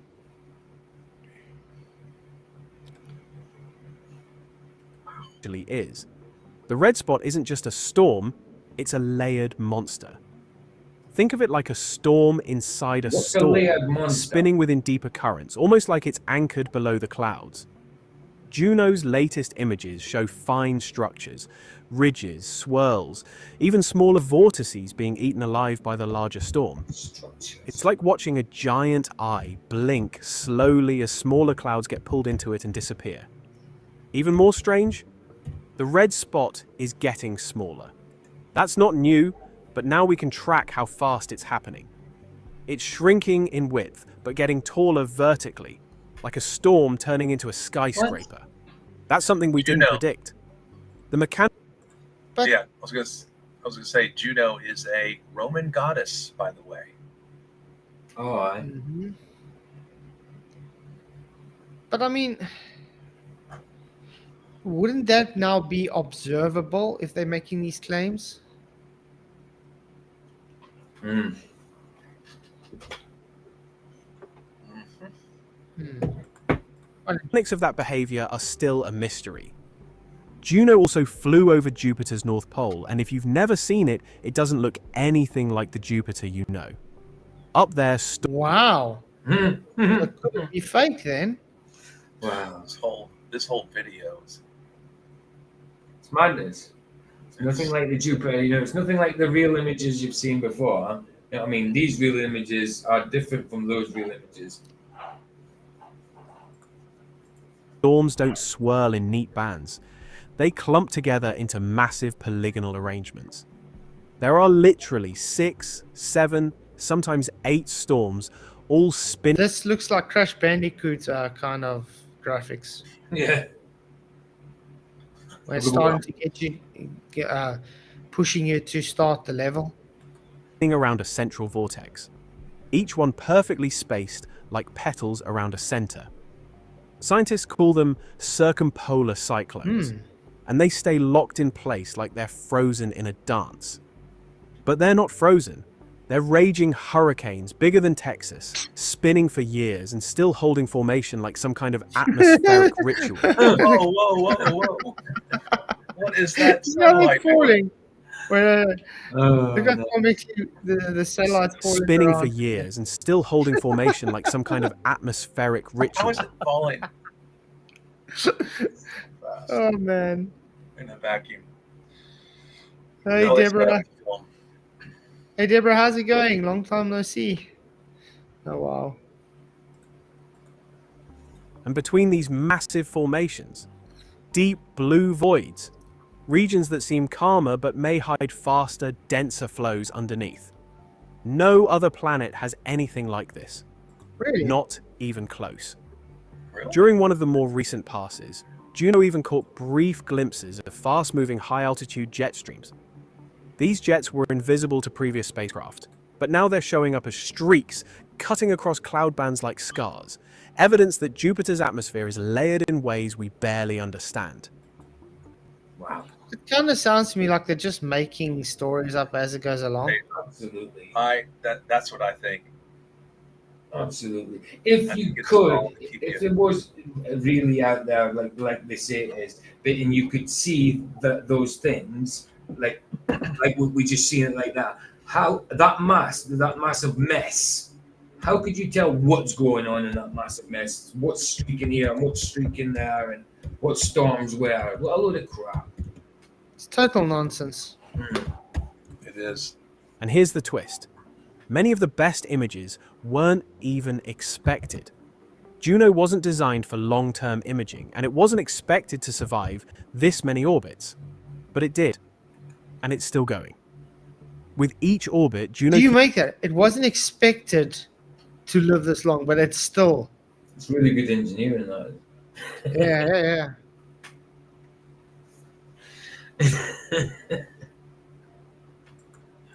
Keeps getting better shots, closer data, and more surprising results. And yet I haven't seen any real photos presented. It's really weird. There's nothing real about this video. This looks more real to me, though. This is real. I want one. Yeah, it's a nice, that's a nicer sphere.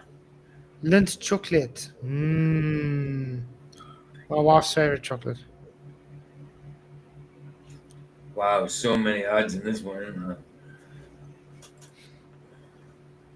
Io's volcanic. Just when you thought Jupiter couldn't get any stranger, its moon Io steps in and completely steals the show. Ooh. Io isn't like our moon. It's alive, not with plants or oceans or cities, but with volcanoes. Really? Oh. Hundreds of them. Some of them are constantly erupting. Constantly. And now, for the first time in over 20 years, we're finally seeing them up close again, thanks to Juno. During its recent flybys, Juno adjusted its path to swing past Io multiple times, and what it caught on camera looks unreal. Giant plumes of... Because it is unreal. This is what they plot.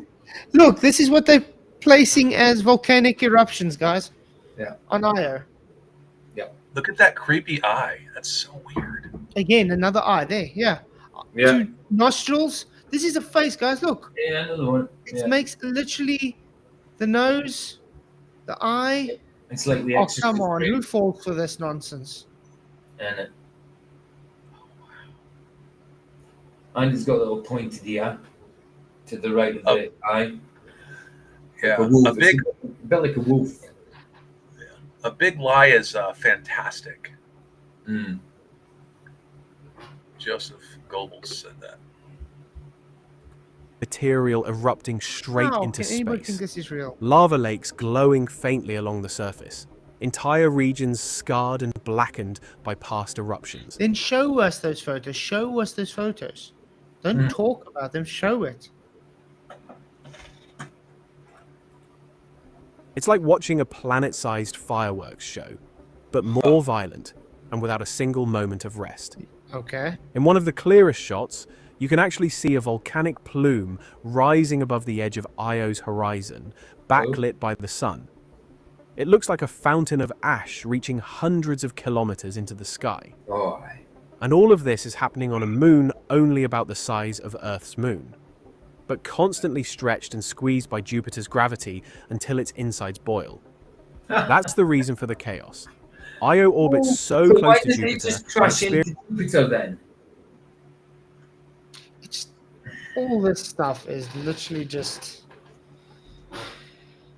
Oh, I got no words. I mean, I'm still waiting for them to show actual photos.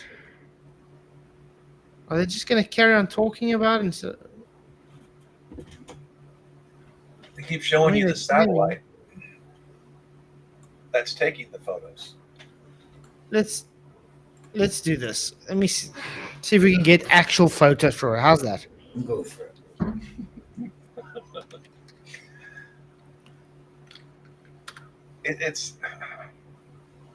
It's quite sad. Okay, we're going to NASA site. Images taken from Juno. Well, so that is one there that was in there. Okay, that one. All right, let's get to Juno Cam.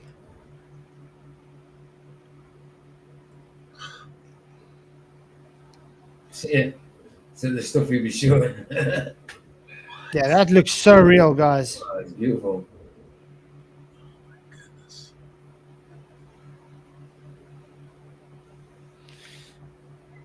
I wonder if we can get any more. Yes, excuse me. Keep them captivated.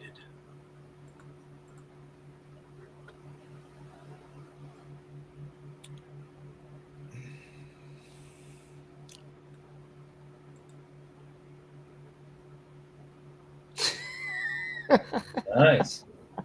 This is on Io, guys. Oh my! Nice big structure. You know what I'm saying? Elron. And Sauron. I mean Elron. Sauron. Mhm.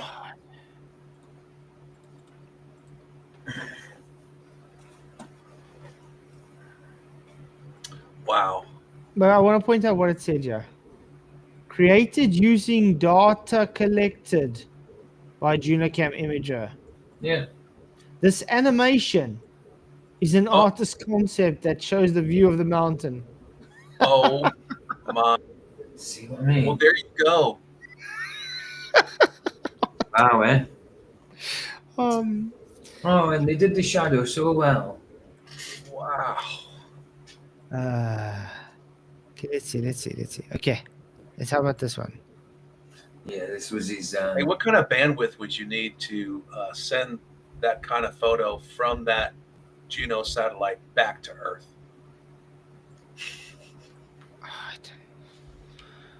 Quite crazy. Wow, look how beautiful that is, guys. It's amazing. It's just, dude, you might as well put an Imperial Star Cruiser over there. That'd be kind of cool. Some TIE fighters coming out of the edge. Hey, there's no stars, guys. Did you notice that? In that picture, there's no stars. Yeah, but that's fine because that's it. Remember, exposure. Most recent from Juno.com. Oh, wow. Oh, That's so brilliant. beautiful. That's so cool. Wow, that's awesome, man. That is actually amazing. Look at the detail. That's a close-up of paper. That's brilliant detail, man.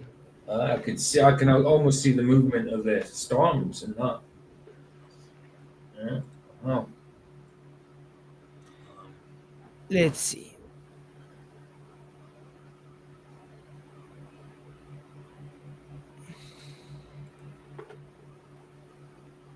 What is this? This is all the raw photos, apparently. It's a Pringles.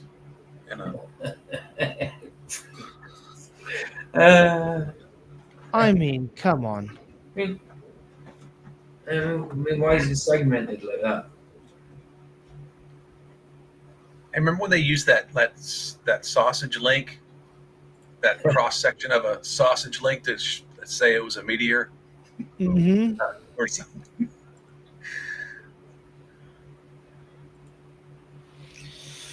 Ooh-wee. Wow. Beautiful.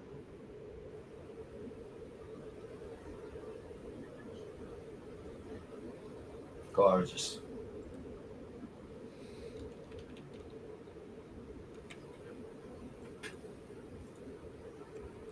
Zoom in far enough, you might see some houses, stuff like that. Get some streets and.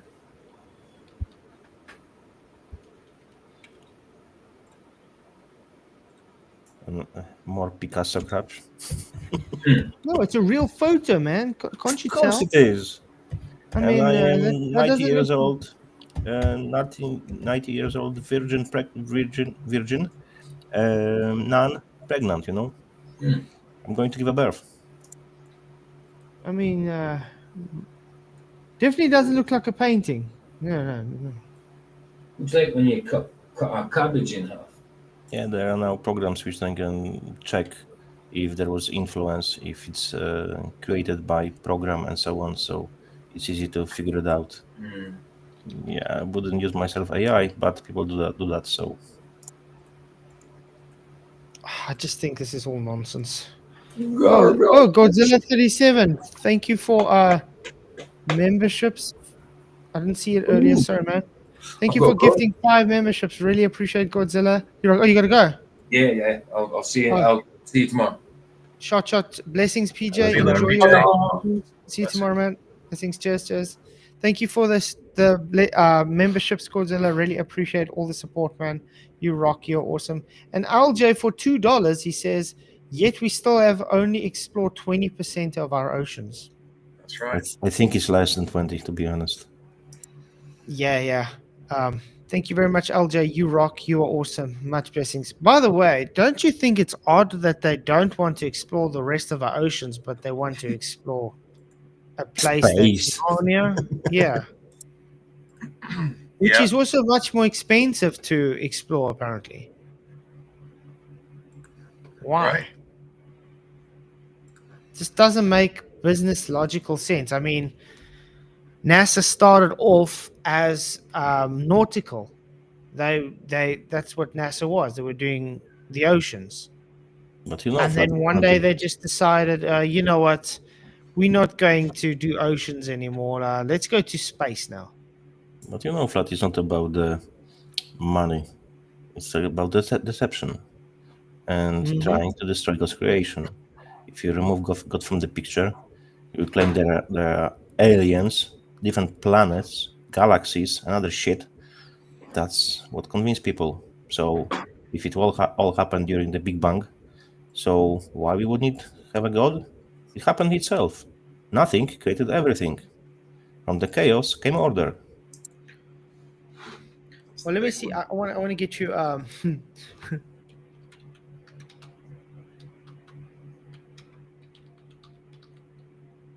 experiment, NASA.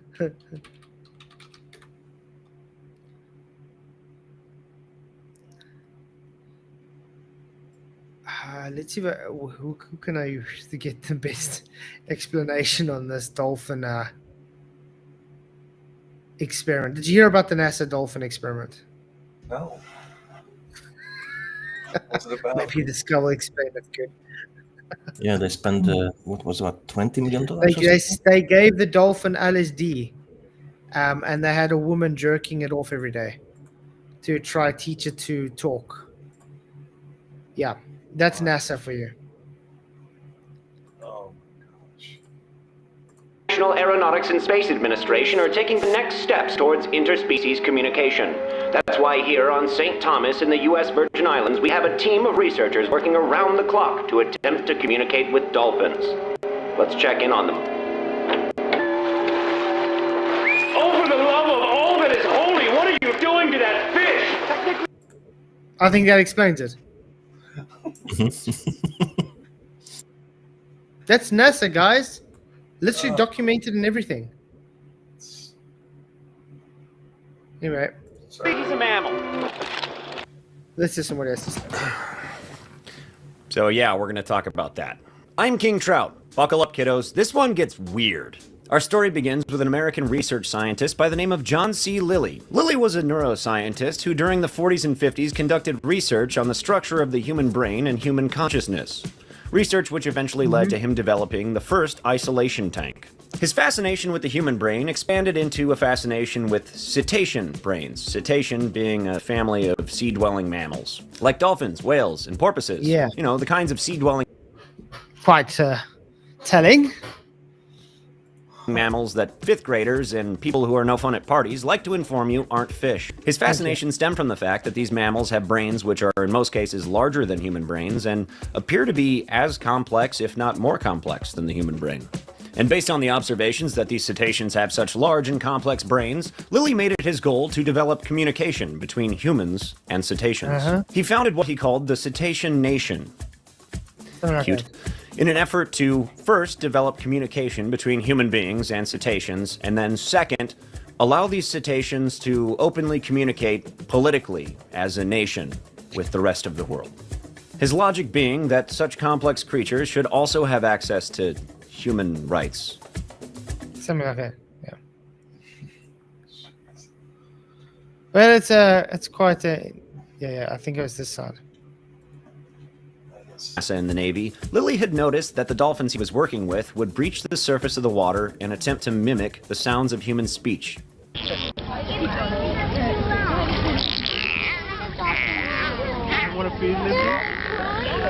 This is noteworthy because in the wild, dolphins very rarely breach the surface of the water to communicate. After a few years of construction, the research center was finished, and Lilly began his experiments primarily on 3 dolphins. At this same time, a native of St. Thomas Island by the name of Margaret Howe heard about this top-secret research facility from her brother, apparently, who had no connection to the research facility whatsoever. So how he found out about the top-secret dolphin facility, I don't know. But either way, she loved dolphins, so she went to the facility. She showed up at the research facility with no formal scientific training, but was like, "Hey guys, I like dolphins, and I heard you have dolphins. Can I come look at them?" And they said yes for whatever reason. At this facility, she met Lily, who was impressed by the gall of her to just show up at his top-secret dolphin facility. They got to talking, and she expressed her fascination ever since childhood with the concept of talking animals. Apparently, she had a very keen eye for the behavior of the dolphins at the facility, so Lily hired her. She began researching. I just want to get to more exciting stuff there. LSD to Peter specifically. Oh, there we because go. Yeah. Dolphins. It only made them quiet, which in an experiment to attempt to communicate with them, not exactly a wonderful result. Eventually, though, Howe did convince Lily to stop giving LSD to Peter specifically, because obviously she had a very close connection to him. The year was now 1966. Now, I want to ask you a question. Why was NASA dabbling in giving LSD to dolphins and other stuff? How is that science? They were founded by an occult. Yes. You know, like I really feel like there's a lot of there is sorcery involved in all this. You know what I'm saying, at the root. So I guess it's not too surprising to me. Who started the NASA mainly? Von Braun with the paperclip? Yeah. Was he a cultist? Yes, he was.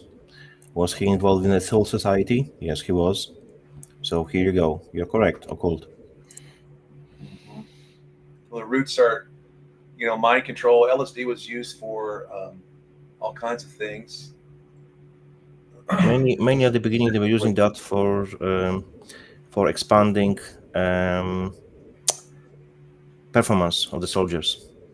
But later they found out it has a different effects. So it was as well using them MK Ultra to break the psyche and create different personalities. So with a few more things, of course, involved, but LSD was involved as well. Mm-hmm. Quite crazy. Now, I wonder why they decided to leave the oceans and go to space. Because there's no aliens they can give LSD to. Right. It's quite weird. But this is it's just one of the weird things they did. They had other weird ones as well, just to let you guys know. What was the Hebrew translation of the word NASA? Deception? Nashar. Deception, yes, if I'm correct. Yeah, deception is Nashar, yeah. Mm-hmm. But that's just a coincidence, guys. It's just a coincidence. Of course it is. Always is. Thousands of examples are coincidences. And then the Orias, the circling snake that's trying to catch its tail, that's nothing. And then the serpent's tongue, but that's not. That's just too. So there you go. Yeah, Ouroboros everywhere around, as well. Just coincidence. Yeah, that's the goal. The ultimate goal is to hide God. Red shoes from the skin, coincidence. Yeah, of course. Yeah. And some people don't even know it. Like, I just love NASA and space. Oh boy. A primordial scene. I don't know if I said it before to you, but if you look under the fertilized egg under microscope, you will see exactly Ouroboros around the egg. Snake eating its own tail. That's primordial sin. That's why Christ had to defeat the sin and defeat the death and set us free. So that's primordial sin. Exactly. That's my opinion. Okay. Interesting. Anyway, you guys have any closing statements? It was a good show. Thanks for having me. It's good to see you guys. God created the heavens and earth, separated the waters above and beneath. We saw that. Celestial navigation proves it. Level proves it. Water proves it. It's just undeniable. But I think we will have a celestial navigations show, and then we'll go through that whole video from practical navigating, because it's going to take a few hours. We can go into more detail. That'd be cool. But it was great. No one observed ever Earth curvature, and if you say you did, you lie. I even know what kind of argument you will use, and I can debunk it with your own scientism which you believe in. I can provide you claims for you. So don't even come try with this crap, because you'll be dismantled straight away. Yep, and there's a difference between images and photographs. Exactly. Check it out. Yes, photographs require light. So You know what, Flat? I have a very short video, like 3 minutes for the end. No, copyright stuff again, man. No, not copyright. Nothing like that. No. Every time you show something, it's copyrighted. No. I even have to take it off. Even last night's show again. I What was literally had last to. many blessings, guys. I'm gonna go. You too, man. Appreciate you coming in. Yes. It was at least nice and chill tonight. Yeah. It's been rough for a couple days. the last, was it Thursday show? Ooh, that was... Brenda one last night. That was insane. This one can't be copyrighted. It's from Terry Ica. Yeah. So this one is not copyrighted. That's for Globies. Okay, well, they're gonna end with this one then. I will let it play out with Terry's video. And I just want to say thank you guys all for coming. Many, many blessings. May the pressure be with you, and I'll see you all tomorrow. Cheerio, guys. Bye-bye. Bye-bye. Oh, you see that music already? That's what I'm talking about. It's music that's copyrighted. Yeah, music. But I think he created it himself. Right. You can go to anyone on the shelf and check this out. What's that say right there? Globes are not meant for educational purposes, but only decorative purpose. And it doesn't say these globes or Walmart globes, it says globes. And as you can see, it says the same thing here. Globes are not meant for educational purpose, but only decorative purpose. You can pick any globe up on any one of these shelves, and that's what it says. So, there you go, Globers. Globes are not meant for educational purpose, but only decorative purpose. Now, what's the first thing you see in the classroom when you start kindergarten? A globe. What's the teacher educate you about the world using? A globe. And they even put the truth right there on the thing. Now, I know that some of you skeptics and you globers are going to say, oh, well, it's only for those globes. But no, you can buy any globe in the world, look under any globe in the world, and this is what it's going to say.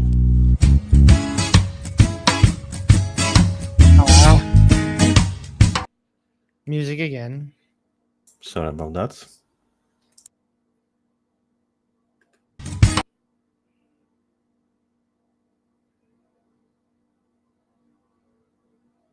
For decorative purposes only.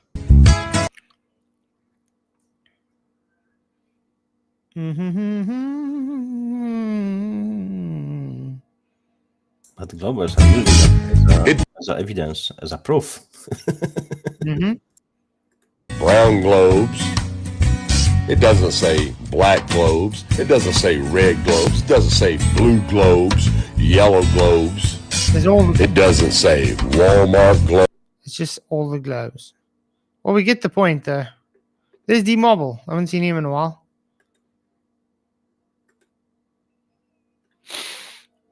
A decoration. But yeah, it's decoration purposes. Yep.